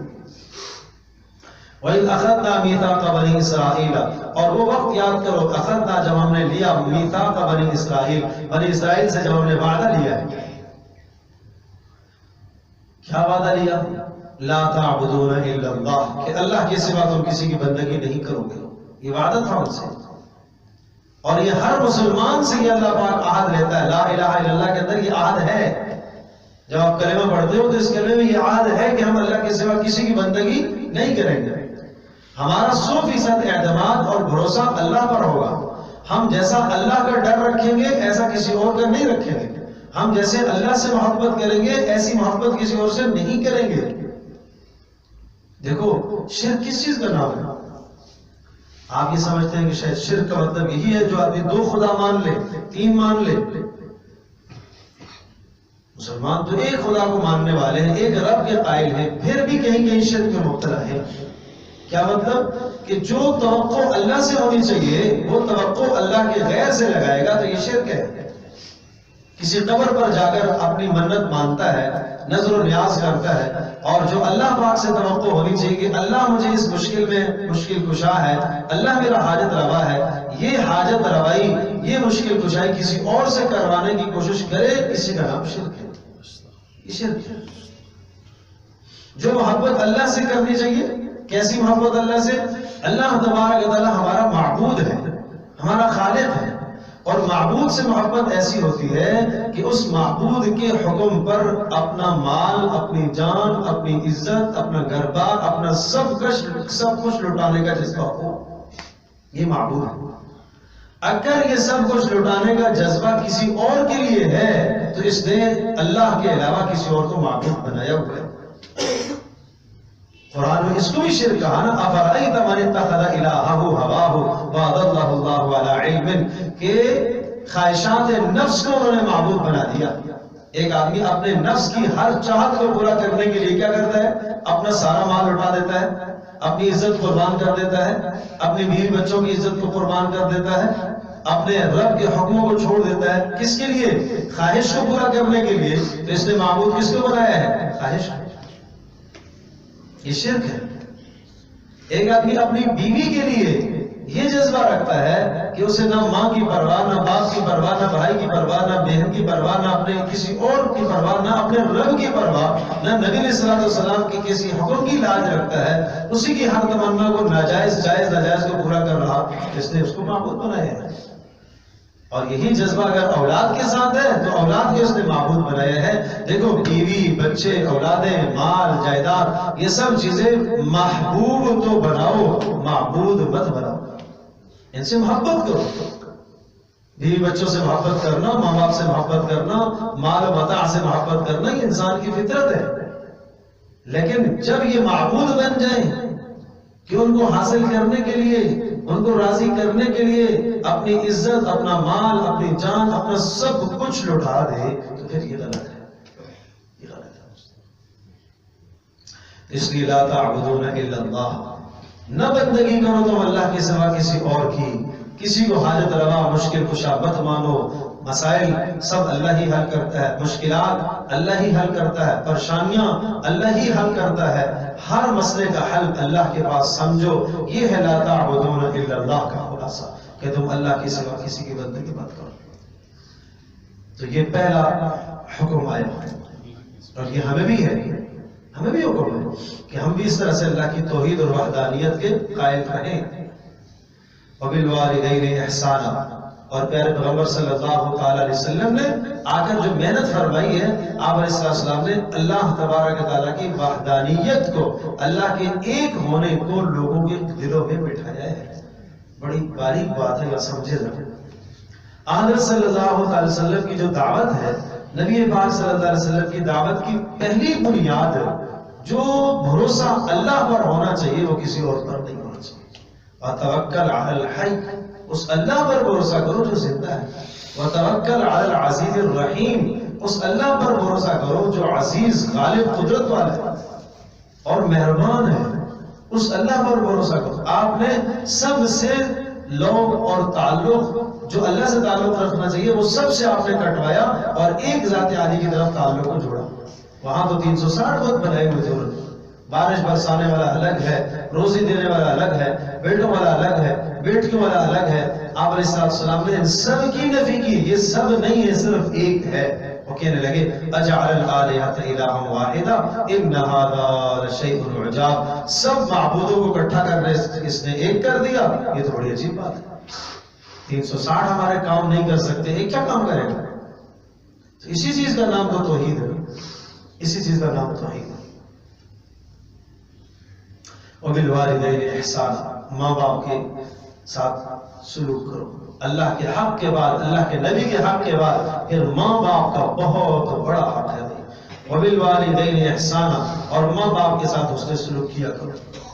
وقضى ربك الا تعبدوا الا اياه وبالوالدين احسانا، سورہ بنی اسرائیل کے اندر اس سے زیادہ تفصیل کے ساتھ اللہ پاک نے وہاں ذکر فرمایا تمہارے پروردگار نے یہ حکم نازل فرمایا کہ اس کے سوا کسی کی بندگی نہ کرنا، اور اس کا یہ حکم ہے وبالوالدین احسانا، ماں باپ کے ساتھ اس نے سلوک کرنا۔ اما یبلغن عندك الكبر او احدهما او كلاهما فلا تقل لهما اف، اگر ماں باپ بڑھاپے کو پہنچے تو انہیں اف نہ کہو۔ اف نہ کہنے سے مراد کیا ہے؟ ہر ایسا کلمہ نہ بولو جس سے ماں باپ کو اذیت ہوتی ہو۔ ولا تنہرہما، جھڑکو بھی نہیں، ہاتھ جھڑک دینا ماں کے سامنے، باپ کے سامنے، اشارے سے بات کرنا، یہ کیا ہے؟ یہ بدتمیزی ہے۔ وَقُلْ لَهُمَا قَوْلًا كَرِيمًا، اگر ماں باپ تمہیں کوئی غلط بات بھی کہہ دے تو غلط بات کا جواب تمہیں غلط نہیں دیتے۔ قُلْ لَهُمَا قَوْلًا كَرِيمًا، آپ نے نرم بات رکھنی، پیار سے بات کہنی ہے۔ ماں کسی بات کا مطالبہ کر رہی ہے، باپ مطالبہ کر رہا، اور آپ سمجھتے ہیں کہ اس وقت یہ مطالبہ ان کا بھیجا ہے، غلط ہے، تو تب بھی حکم ہے قُلْ لَهُمَا قَوْلًا كَرِيمًا، عزت سے بات کرنا۔ وَخْفِضْ لَهُمَا جَنَاحَ الذُّلِّ، اپنے آپ کو بچھا دو ان کے سامنے، جھک جاؤ، کندھوں کو جھکا دو ماں باپ کے سامنے۔ وَخْفِضْ لَهُمَا جَنَاحَ الذُّلِّ مِنَ الرَّحْمَةِ وَقُلْ رَبِّ ارْحَمْهُمَا كَمَا رَبَّيَانِي صَغِيرًا، اور پھر تم یہ کہو اپنے پروردگار سے، اے اللہ تو میرے ماں باپ کی ایسے ان پر رحم نازل فرما جس طرح سے بچپن میں انہوں نے میری تربیت فرمائی۔ یہ دعا ماں باپ کے لیے کیا کرو۔ اس وقت تک آپ ماں باپ کے فرما بردار نہیں شمار کیے جاؤ گے جب تک تم اس دعا کو نہ کرو۔ رسول پاک صلی اللہ علیہ وسلم سے پوچھا گیا اللہ کے رسول، ماں باپ کے مرنے کے بعد بھی کوئی حق ہوتا ہے؟ آپ نے فرمایا ہاں۔ کیا حق ہے؟ آپ نے ارشاد فرمایا پہلا حق یہ کہ ان کی بخشش کی دعائیں کرتے رہنا، ربنا اغفر لی ولوالدی، یہ پڑھا کرو، یہ بخشش کی دعا ہے۔ پوچھا گیا اللہ کے رسول اچھا اور کیا؟ تو آپ نے فرمایا ان کے درجات کی بلندی کی دعا کرتے رہنا، اس کے لیے رب ارحمہما کما ربیانی صغیرا، یہ پڑھا کرو۔ اور کیا حق ہے؟ فرمایا ان کے مالی حقوق کو ادا کیا جائے، کسی کے قرضے دینے اگر والدین نے وہ ادا کرو۔ اتنا عرصہ کھلاتے رہے دنیا سے رخصت ہوئے، ان پر قرضہ چڑھا ہوا ہے، اولاد کو فکر ہی نہیں، اولاد کو میراث تقسیم کرنے کی فکر نہ ہو، بیٹیوں کو حصہ نہ ملا ہو، یہ ماں باپ کے قرضے نہیں ہیں۔ میراث ٹھیک تقسیم کرو ورنہ ان کو سزا ہوگی آخرت میں۔ اگر ان کی نمازیں رہ گئی ہیں ان کے فدیے دو، یہ حق ہے۔ اور چوتھا حق آپ نے یہ بتایا کہ ماں باپ کے قرابت داروں کے ساتھ اچھا سلوک کیا جائے، رشتہ داروں کے ساتھ اچھا سلوک کرو۔ اور پانچواں حق یہ بتایا کہ ماں باپ کے تعلق داروں کے ساتھ بھی اچھا سلوک کرو۔ رشتہ دار نہیں ہے، والد صاحب کے دوست تھے، اٹھتے بیٹھتے تھے والد صاحب ان کے پاس، والدہ کی کوئی سہیلی ہے، والدہ ان کے پاس آتی جاتی تھی، وہ والدہ کے پاس آتی جاتی تھی، اس کے ساتھ اس نے سلوک کرو۔ یہ 5 حق مرنے کے بعد بتائے،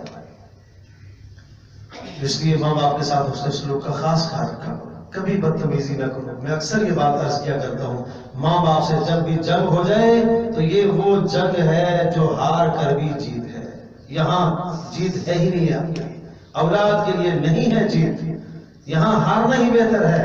اس ہارنے میں عزت ہے، اس بچ جانے میں عزت ہے، عزت ہی عزت ہے۔ اس وقت تک اللہ کی رضا نہیں حاصل ہو سکتی جب تک والدین کی رضا آپ کو نہ ملے۔ اس لیے حدیث پاک میں آتا ہے کہ باپ کی رضا اللہ کی رضا باپ کی رضا میں، باپ اگر ناراض ہے تو اللہ کی بھی ناراض ہے۔ اور 2 نقد سزائیں اللہ پاک دنیا کے اندر دیتا ہے ماں باپ کی نافرمانی پر۔ پہلی سزا یہ ملتی ہے کہ اس کی اولادیں نافرمان ہوتی ہیں، دوسری سزا یہ ملتی ہے کہ فقر و فاقے میں مبتلا ہوتا ہے، مال کی وسعت نہیں ہوتی اس کے پاس، مال ہو بھی جب بھی برکت نہیں ہوتی مال میں۔ اس لیے اس جرم سے اپنے آپ کو بچایا کرو، نظریں نیچی رکھا کرو، ماں باپ کے سامنے بچ کے بیٹھا کرو۔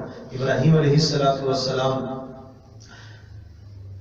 ساتویں آسمان پر بیت المعمور سے ٹیک لگائے بیٹھے، آپ علیہ السلام جب معراج پر تشریف لے گئے، ہر آسمان پر نبیوں نے استقبال کیا، اور نبی استقبال کے لیے کھڑے ہو گئے، دروازے کے پاس آئے، آسمان کے دروازے کے پاس آ کر رسول پاک صلی اللہ علیہ وسلم کا استقبال کیا، سلام کیا۔ 7ویں آسمان پر گئے تو ابراہیم وہاں ہی بیٹھے ہوئے، جبریل نے کہا جائیں آپ ان بزرگوں کو سلام کریں۔ یہ کون ہے؟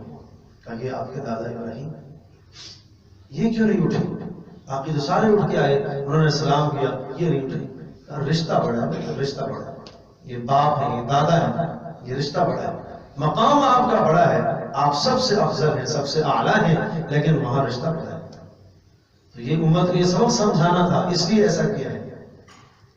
اس لیے گھر کے اندر جو بزرگ ہوتے ہیں، بڑی عمر کے ہوتے ہیں، دادا دادی نانا نانی باپ ماں، قدر کرو ان رشتوں کی، قدر کرو، رحمتیں ہیں، یہ رحمتیں ہیں۔ بڑھاپے میں جب انسان جاتا ہے اور سب بات سفید ہو جاتے ہیں، ویسے بھی اللہ پاک کو رحم آتا ہے، اللہ کو ترس آتا ہے، خاص کر کے وہ بوڑھا اور وہ بوڑھی کہ جس کی زندگی اسلام میں گزری ہو اور وہ سجدے کر کے جناب رات کو اس کی داڑھی تر ہوتی ہو، اس کے سفید بال تر ہوتے ہوں، اللہ کو کیسا پیار آتا ہے۔ پھر ایسے گھروں پر اللہ پاک کی رحمت نازل ہوتی ہے۔ وَبِالْوَالِدَيْنِ احسانا، ماں باپ کے ساتھ حسن سلوک کرو۔ اور اس کے بعد تیسرا وَذِي الْقُرْبَى، اور قرابت داروں کے ساتھ بھی حسن سلوک کرو۔ قرابت داروں سے مراد وہ رشتے ہیں جو خونی رشتے ہیں، خونی رشتوں کے ساتھ ساتھ سسرالی رشتے بھی موجود ہیں، یہ سب قرابت داریاں ہیں۔ خونی رشتے چچے ہیں، ماموں ہیں، خالائیں ہیں، پھوپھیاں ہیں، ان کی اولادیں ہیں، ہاں، لیکن جہاں غیر محرم ہے، قرابت داری اپنی جگہ پر، رشتہ داری اپنی جگہ پر، بات کرنے کی پھر اجازت نہیں۔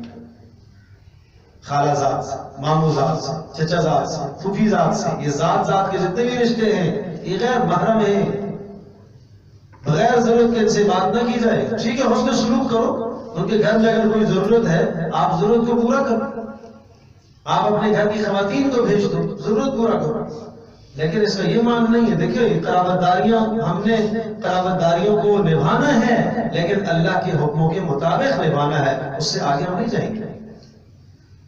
اور اسی طرح سے سسرالی رشتے جو ہیں وہ بھی آپ کے قرابت داروں میں شامل ہیں، ان کے ساتھ بھی اس نے سلوک کرنا ہے۔ آج ماحول اور معاشرے میں ایسا رواج ہوتا ہے کہ بیوی کے ماں باپ کے ساتھ تو ایک دشمنی جنگ ہی جنگ ہوتی ہے، بیوی کے بھائیوں کے ساتھ تو ایک جنگ ہوتی ہے، ہمیں اعتدال سے ہٹ گئے، یا تو اتنا گلے لگا لیتے ہیں کہ اب اپنے بہن بھائی اپنے ماں باپ بھول جاتے ہیں، وہی ہے سب کچھ، یا تو یہ حال ہے، اور یا پھر دوسری صورت حال ہے کہ وہ دشمن اول ہے بس۔ تو بے اعتدالی نہیں ہونی چاہیے، آپ کے ماں باپ آپ کے ماں باپ ہیں، آپ کے بہن بھائی آپ کے بہن بھائی ہیں، اور برادر نسبتی بیوی کا جو بھائی ہے وہ بھی آپ کے برادروں میں ہے، ان کے الگ حقوق ہیں، کسی کی عزت پر نہ حملہ کرو، اپنی بیوی کو رسوا نہ کرو ان کے سامنے، ان تمام باتوں کا خیال رکھنا ہے۔ یہ قرابت داریاں ہیں۔ رسول پاک صلی اللہ علیہ وسلم کیسے قرابت داریوں کا خیال کرتے تھے؟ حضرت صلی اللہ علیہ وسلم، عائشہ فرماتی مجھے رشک آتا تھا، خدیجہ تو کب کی چلی گئی، مجھے اب بھی رشک آتا ہے کہ جب نبی صلی اللہ علیہ وسلم کو بھی تذکرہ کرتے خدیجہ۔ اور عجیب بات یہ کہ جب کوئی چیز اچھی بنتی تو کہتے جاؤ خدیجہ کی سہیلیوں کو دیکھے ہو، خدیجہ کی سہیلیوں کو۔ اللہ اکبر۔ اس لیے تو حکم دیا کہ ماں باپ کے قرابت داروں اور تعلق داروں کے ساتھ اچھا سلوک کرو۔ اللہ کے نبی جو بیوی کی قرابت داروں اور تعلق داروں کے ساتھ ایسا سلوک فرما رہے ہیں، یہ امت کو سبق سکھایا ہے، یہ ہمیں سبق اور پیغام ہے۔ اللہ اکبر۔ تو کہا کہ قرابت داروں کے ساتھ اچھا سلوک، بل یتاما، یتیموں کے ساتھ اچھا سلوک کرو۔ یتیم اس کو کہتے ہیں کہ جو بلوغت کو نہ پہنچا اور اس کے باپ کا انتقال ہو گیا ہو، تو یتیم کے ساتھ اچھا سلوک کرنا بڑا اجر ہے۔ آپ علیہ السلام نے ارشاد فرمایا سب سے بہترین گھرانہ وہ ہے جس گھر میں کوئی یتیم پل رہا ہو اور اس کے ساتھ اچھا سلوک ہو رہا ہو، اور سب سے بدترین گھرانہ وہ ہے جس میں کوئی یتیم پل رہا اور اس کے ساتھ برا سلوک کیا جا رہا۔ انا وکافل الیتیم کہاتین، میں اور یتیم کی کفالت کرنے والا ایسے ہوں گے جیسے یہ دو انگلیاں ہیں، قیامت کے دن ایسے ساتھ ساتھ ہوں گے۔ تو یتیم کی کفالت کرو، سر پر ہاتھ رکھو گے، شفقت کا، محبت کا، جتنے بال تمہارے ہاتھ کے نیچے آئیں گے اتنی نیکیاں اللہ پاک لکھ دے گا۔ کتنا بڑا اجر ہے۔ جو ماں اور جو باپ کی شفقت سے محروم ہو گیا، باپ تربیت کیا کرتا ہے، باپ نان نفقے کا خیال کیا کرتا ہے، اس کے دل میں سینکڑوں تمنائیں اس بچے کے دل میں ہوں گی کہ کاش میرا باپ زندہ ہوتا، مجھے کپڑے پہناتا، میری تعلیم کا بندوبست کرتا، یتیم بچوں کی تعلیم کا بندوبست کرتا۔ یہ ساری چیزیں آج ہمارے معاشرے میں ضرورت ہے کہ ہم اپنے گھر کے ساتھ ساتھ اپنے بچوں کے ساتھ ساتھ اڑوس پڑوس کا بھی ہم خیال رکھیں، اور والمساکین، اور مساکین کے ساتھ اس نے سلوک کرو۔ مساکین، مسکین اس کو کہا جاتا ہے، ایک ہوتا ہے فقیر اور ایک ہوتا ہے مسکین۔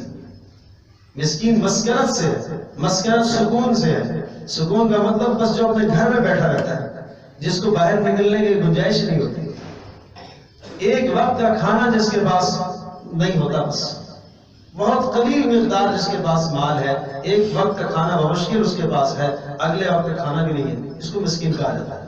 فقیر جس کے پاس کچھ بھی نہیں ہوتا، ذرہ بھی نہیں ہوتی۔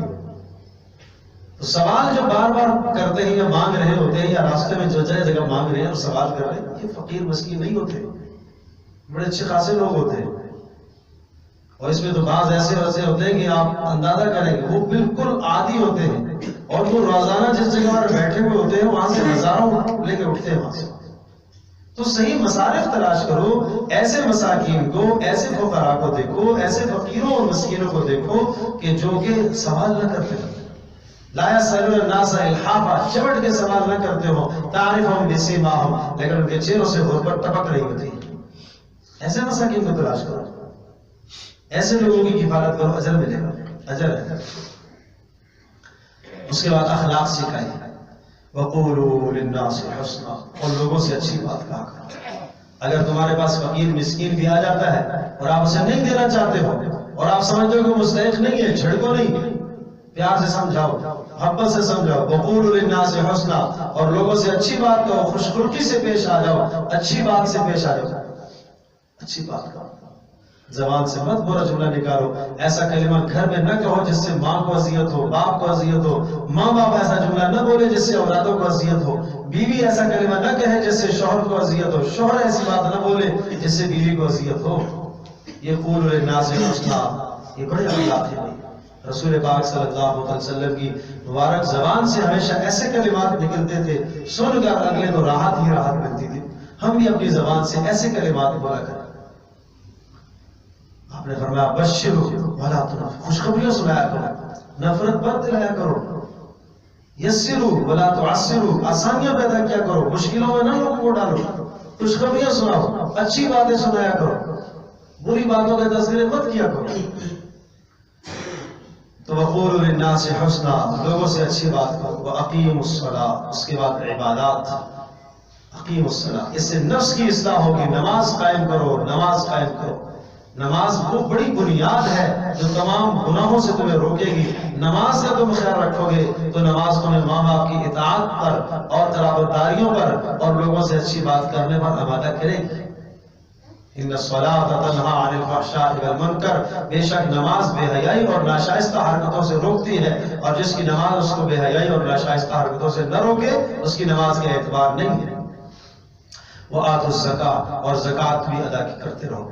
زکوٰۃ سے مال کی صفائی حاصل ہوتی ہے، مال کی پاکیزگی حاصل ہوتی ہے، تمہارے دلوں کے اندر جو مال کی محبت اور حرص اور لالچ ہے اس کی اصلاح ہوگی، اس لیے حکم دیا وآتوا الزکاۃ، زکوٰۃ ادا کرتے رہو۔ ثم تولیتم الا قلیلا منکم، یہ سارے میثاق اور یہ سارے عہد بنی اسرائیل سے لیے تھے، کہا ثم تولیتم، پھر تم نے وعدوں کو توڑا اور اعراض کیا، الا قلیلا منکم، ہاں مگر تم میں سے بعض ہی تھے جنہوں نے احکام پر عمل کیا، وانتم معرضون، اور اکثر تو تم اعراض کرنے والے ہی تھے، اور یہ تمہارا پرانا شیوا ہے اور طریقہ ہے۔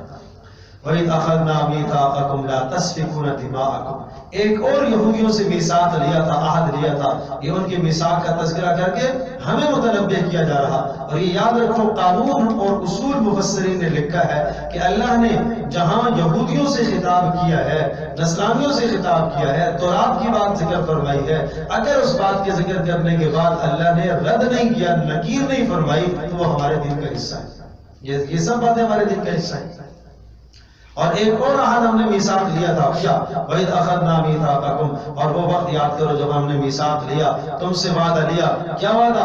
لَا تَسْفِكُونَ دِمَاءَكُمْ، کہ تم ایک دوسرے کے خونوں کو نہیں بہاؤ گے، یہ وعدہ تھا۔ اسلام میں بھی یہ وعدہ ہے کہ لا الہ الا اللہ محمد رسول اللہ کا اقرار کرنے کے بعد اب جو شخص لا الہ الا اللہ محمد رسول اللہ کا اقراری ہے، اس کی جان کی اور اس کے مال کی اور اس کی عزت کی حفاظت کرنا تمہاری ذمہ داری ہے۔ کل مسلم علی مسلم حرام دمہ وعرضہ ومالہ، ہر مسلمان کے لیے دوسرے مسلمان کا مال، اس کی جان، اس کی عزت قابل احترام ہے۔ اس طرح سے قابل احترام ہے جیسا کہ مکہ شہر قابل احترام ہے، اس طرح سے قابل احترام ہے جیسے ذی الحجہ کا مہینہ قابل احترام ہے، اس طرح سے قابل احترام ہے جیسے عرفہ والا دن قابل احترام ہے، اور ایسا قابل احترام ہے جیسے بیت اللہ قابل احترام ہے۔ یہ آپ نے ساری باتیں سمجھائی ہیں۔ تو اس لیے کسی کی جان پر حملہ کرنا، کسی کو مالی نقصان پہنچانا، کسی کی عزت کو پامال کرنا اور داغدار کرنا اور اسے بدنام کرنے کے لیے اس کی عیوب کو اچھالنا بدترین جرم ہے، بدترین جرم۔ وَإِذْ أَخَذْنَا مِيثَاقَكُمْ، وقت یاد کرو جب ہم نے تم سے میثاق لیا تھا، لَا تَسْفِكُونَ دِمَاءَكُمْ، کہ تم نہیں بہاؤ گے آپس میں ایک دوسرے کے خونوں کو، وَلَا تُخْرِجُونَ أَنفُسَكُمْ، اور اسی طرح سے اس بات کو بھی یاد کرو کہ یہ بھی ہم نے میثاق لیا تھا، وعدہ لیا تھا، لَا تُخْرِجُونَ، نہیں نکالو گے، أَنفُسَكُمْ، ایک دوسرے کو، مِن دِيَارِكُمْ، اپنے گھروں سے نہیں نکالو گے، نہیں نکالنا چاہیے۔ اگر آپ نے اپنے پڑوسی کو ایسا ستایا کہ وہ گھر چھوڑنے پر مجبور ہو گیا تو آپ نے اس کو کیسے نکالا ہے؟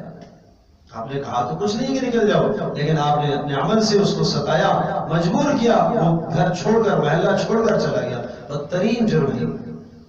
ثم اقررتم، اور پھر تم نے اقرار کیا ان سب باتوں کا، وانتم تشہدون، اور تم گواہ بھی ہو، خود بھی تم گواہ ہو کہ ہم نے اقرار کر دیا۔ ثم انتم ہؤلاء تقتلون انفسکم، اس وعدے کے کرنے کے بعد، ثم انتم اے یہودیو، ہؤلاء کیا ہوا تمہیں، تقتلون انفسکم، کہ تم نے اپنے آپ کو مارا، اپنے بھائیوں کو تم نے قتل کیا، دینی بھائیوں کو تم نے قتل کیا، مسلمانوں کو تم نے قتل کیا۔ آج بھی یہ بات ہے کہ آج مسلمان کی جان محفوظ نہیں ہے، عزت محفوظ نہیں ہے، ایک چھوٹی سی بات پر مسلمان کی جان لے لی جاتی ہے۔ ڈکیتی کرنے والا راستے میں ڈکیتی ڈالتا ہے، موبائل چھینتا ہے، پیسہ چھینتا ہے، موبائل نہ ملنے پر گولی مار دیتا ہے۔ انسان کی جان اتنی سستی ہو گئی ہے، اور یہ قتل کرنے والا یہ کوئی یہودی تھوڑے آیا، یہ کوئی نصرانی تھوڑے آیا، یہ کوئی دوسرے ملک سے تو نہیں آیا، یہ کہاں کا؟ یہ یہیں کا مسلمان ہے، کلمہ گو ہے۔ کتنا بڑا جرم ہے، کتنا بڑا ظلم ہے۔ اللہ تبارک و تعالیٰ کی مدد کیسے آئے گی ان حالات میں؟ وَتُخْرِجُونَ فَرِيقًا مِّنكُم مِّن دِيَارِهِمْ، اور پھر دوسری بدماشی اور آج شکنی تم نے یہ کی، تخرجونا، تم نے نکالا، فریقا منکم من دیارہم، اپنی ایک جماعت کو، اپنے لوگوں کو تم نے نکالا، اپنے گھروں سے نکلنے پر تم نے مجبور کیا ان کو۔ تظاہرون علیہم بالاثم والعدوان، تظاہرون، اور تم امداد کرتے ہو اور مدد کرتے ہو، علیہم، اپنے ان بھائیوں کے خلاف دوسروں کی مدد کرتے ہو، بالاثم والعدوان، گناہ کر کے اور زیادتی کر کے۔ تو کسی ظالم کی مدد مت کرو، کسی ظالم کی مدد مت کرو۔ آپ علیہ الصلوۃ والسلام نے ارشاد فرمایا، المسلم اخو المسلم، مسلمان مسلمان کا بھائی ہوا کرتا ہے، لا یظلمہ، مسلمان مسلمان پر زیادتی نہیں کرتا، ولا یسلمہ، اور نہ مسلمان مسلمان کو دوسرے ظالم کے سپرد کرتا ہے، ایسا نہیں کرتا۔ تو ہمیشہ تعاون کی بنیاد جو بتائیے نا، تعاونوا علی البر والتقوی، نیکی کی بنیاد ہے۔ نیکی کی وجہ سے اچھائی پر ایک دوسرے کے ساتھ تعاون کرو، گناہ کے معاملے میں تعاون مت کرو۔ چاہے تمہارا سگا بھائی ہو، چاہے تمہارا پڑوسی ہو، چاہے تمہاری قوم کا ہو، قبیلے کا ہو، کنبے کا ہو، تعاون کی بنیاد نیکی ہے۔ عجیب بات بتاؤں، تعاون کی بنیاد اسلام بھی نہیں بتائی کہ میں اس کا تعاون کر رہا ہوں کہ مسلمان ہے، نہیں، مسلمان تعاون کی بنیاد نہیں ہے، نیکی ہے۔ پتہ چلا کہ اگر مسلمان بھی زیادتی کرے گا تعاون کرنے کی اجازت نہیں ہے۔ مسلمان اگر ظلم کر رہا ہے تب بھی آپ کو تعاون کرنے کی اجازت نہیں ہے۔ اس لیے تعاون کی بنیاد بر اور تقوی ہے۔ تعاونوا علی البر والتقوی، ایک دوسرے کے ساتھ تعاون کرو نیکی اور تقوی کی بنیاد پر۔ اگر آپ سمجھتے ہو کہ میں اس کے ساتھ تعاون کروں گا یہ گناہ میں مبتلا ہوگا، کسی نے آپ سے قرض مانگا ہے، پیسے مانگے، اور آپ کو معلوم ہے کہ یہ ناجائز استعمال کرے گا، یہ تعاون نہیں، یہ تعاون آپ یہاں نہ کریں۔ لیکن اس کی کوئی ضرورت ہے، مجبوری ہے، کسی اچھے کام کے لیے لے رہا ہے، اپنے کاروبار کے لیے لے رہا ہے، اور آپ سمجھتے ہیں کہ وہ ضرورت مند ہے، اب تعاون کرو، اجر ہے۔ وَإِن يَأْتُوكُمْ أُسَارَىٰ تُفَادُوهُمْ وَمُحَرَّمٌ عَلَيْكُمْ إِخْرَاجُهُمْ وَإِن يَأْتُوكُمْ، اور اے یہودیو یہ حال تھا، وَإِن يَأْتُوكُمْ أُسَارَىٰ، اور اگر آتے ہیں تمہارے پاس قیدی، تُفَادُوهُمْ، تو تم فدیہ دے کر چھڑا لیتے ہو، وَهُوَ مُحَرَّمٌ عَلَيْكُمْ إِخْرَاجُهُمْ، حالانکہ تمہارے اوپر قتل بھی حرام تھا اور تمہارے اوپر ایک دوسرے کا نکالنا شہر سے بھی حرام تھا۔ یہ کیا بات ہوئی؟ أَفَتُؤْمِنُونَ بِبَعْضِ الْكِتَابِ وَتَكْفُرُونَ بِبَعْضٍ، کہ تم ایمان لاتے ہو کتاب کے بعض مضامین پر، وَتَكْفُرُونَ بِبَعْضٍ، اور بعض مضامین کو چھوڑ دیتے ہو، کہ اپنے قیدیوں کو فدیہ لے کر چھوڑ دیتے ہو، اور فدیہ پیسے لے کر قیدیوں کو آزاد کرتے ہو، اور ان پیسوں کو تم کھا جاتے ہو، اور یہ کہتے ہو کہ تورات میں یہ حکم آیا ہے کہ فدیہ لے کر قیدیوں کو چھوڑا جائے۔ ٹھیک ہے، یہ حکم آیا تورات میں، اس کو تو تم مانتے ہو، لیکن تورات میں یہ بھی تو حکم آیا کہ قتل نہ کرو، تورات میں یہ بھی تو حکم آیا کہ ایک دوسرے کو اپنے گھروں سے مت نکالو، ان حکموں کی پیروی تم نہیں کرتے ہو۔ بالکل یہ آج آیت مجھے اور آپ کو بھی خطاب کر رہی ہے کہ اللہ کے بعض حکموں کو تم مانتے ہو اور بعضوں کو تم چھوڑ دیتے ہو۔ جو اپنی خواہش کے مطابق آتے ہیں سبحان اللہ جی قبول کرتے ہیں، جی اللہ کا حکم ہے جی، اور جہاں بات آئی جی اپنی خواہش کے خلاف ہے، معاشرے کے خلاف ہے، جی کیا کریں، لوگوں کے ساتھ بھی تو چلنا ہے نا، کیا کریں جی، لوگوں کے ساتھ بھی تو چلنا ہے۔ شادی بیاہ کا موقع آیا ہے جہاں پتہ ہے مکس گیدرنگ ہے، یہاں پردہ نہیں ہے، پارٹیشن بیچ میں نہیں ہے، نہیں جانا، اللہ کا حکم ٹوٹے گا، نہیں جاؤ۔ کیا کریں جی، رشتہ داریوں میں تو پالنی ہے، رشتہ داریوں کے پالنے کا بھی تو اللہ کا حکم ہے بھائی۔ ارے بھائی یہ ساری قرابت داریاں، یہ ساری رشتہ داریاں پالیں گے، لیکن اللہ کا حکم، اللہ کے رسول کا حکم پہلے ہے، یہ شریعت کے مطابق سارے اعمال ہمیں کرنے ہیں۔ ایسے جو لوگ ہیں، ایسی فیملیاں ہیں، ایسے خاندان ہیں، اگر شادی ہے آپ پہلے 2 دن پہلے چلے جاؤ، بھائی اس طرح سے معاملہ ہے، ہم یہاں حاضر نہیں ہو سکتے، ہمارے لیے مشکل ہے۔ اس نے عزت کون سی دی ہے؟ میزبان نے کوئی عزت دی ہے؟ دیندار خواتین ہیں، باپردہ خواتین ہیں، عزت دار خواتین ہیں، تو عزت دار خواتین کے لیے عزت والا انتظام کرنا چاہیے تھا اسے، اس نے تو عزت نہیں دی، اس نے کون سی عزت دی؟ تو اس لیے ان باتوں کا خیال رکھا جائے۔ یہ نہ ہو کہ کتاب کی بعض باتیں، قرآن کی بعض باتیں جو مرضی کے مطابق ہیں وہ مان لو، اور مرضی کے مطابق جو نہیں ہے وہ نہ مانو۔ آج کل بڑے سے بڑا دیندار آدمی بھی جب اللہ کا کوئی حکم اس کے سامنے اس کی خواہش کے خلاف آتا ہے تو قبول کرنا بڑا مشکل ہوتا ہے، اور تو کچھ کر نہیں سکتا، پھر مولوی کو گالیاں دینا شروع کر دیتا ہے، مولوی کو کوسنا شروع کر دیتا ہے۔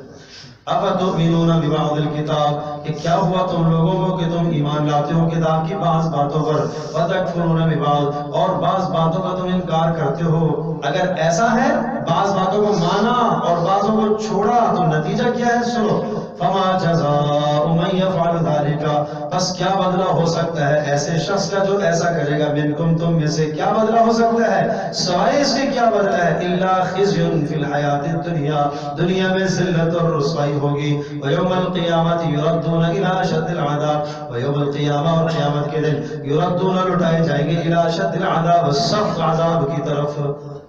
تو جب جو مضامین اپنی مرضی کے مطابق قبول کر لیے اور جو اپنی مرضی کے مطابق نہیں ہے چھوڑ دیے، تو کیا سزا سنائی؟ دنیا میں ذلت اور رسوائی مقدر بنے گی اور آخرت میں سخت عذاب ہوگا۔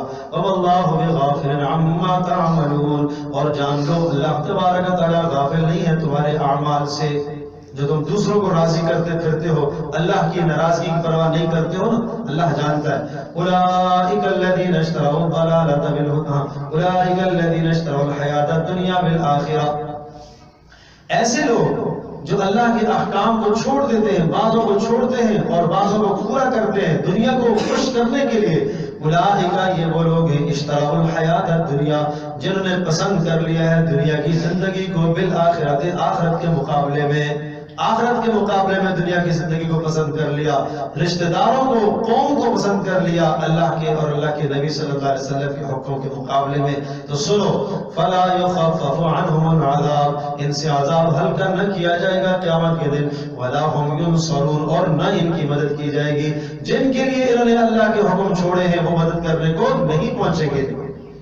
وَلَقَدْ آتَيْنَا مُوسَى الْكِتَابَ وَقَفَّيْنَا مِن بَعْدِهِ بِالرُّسُلِ وَآتَيْنَا عِيسَى ابْنَ مَرْيَمَ الْبَيِّنَاتِ وَأَيَّدْنَاهُ بِرُوحِ الْقُدُسِ۔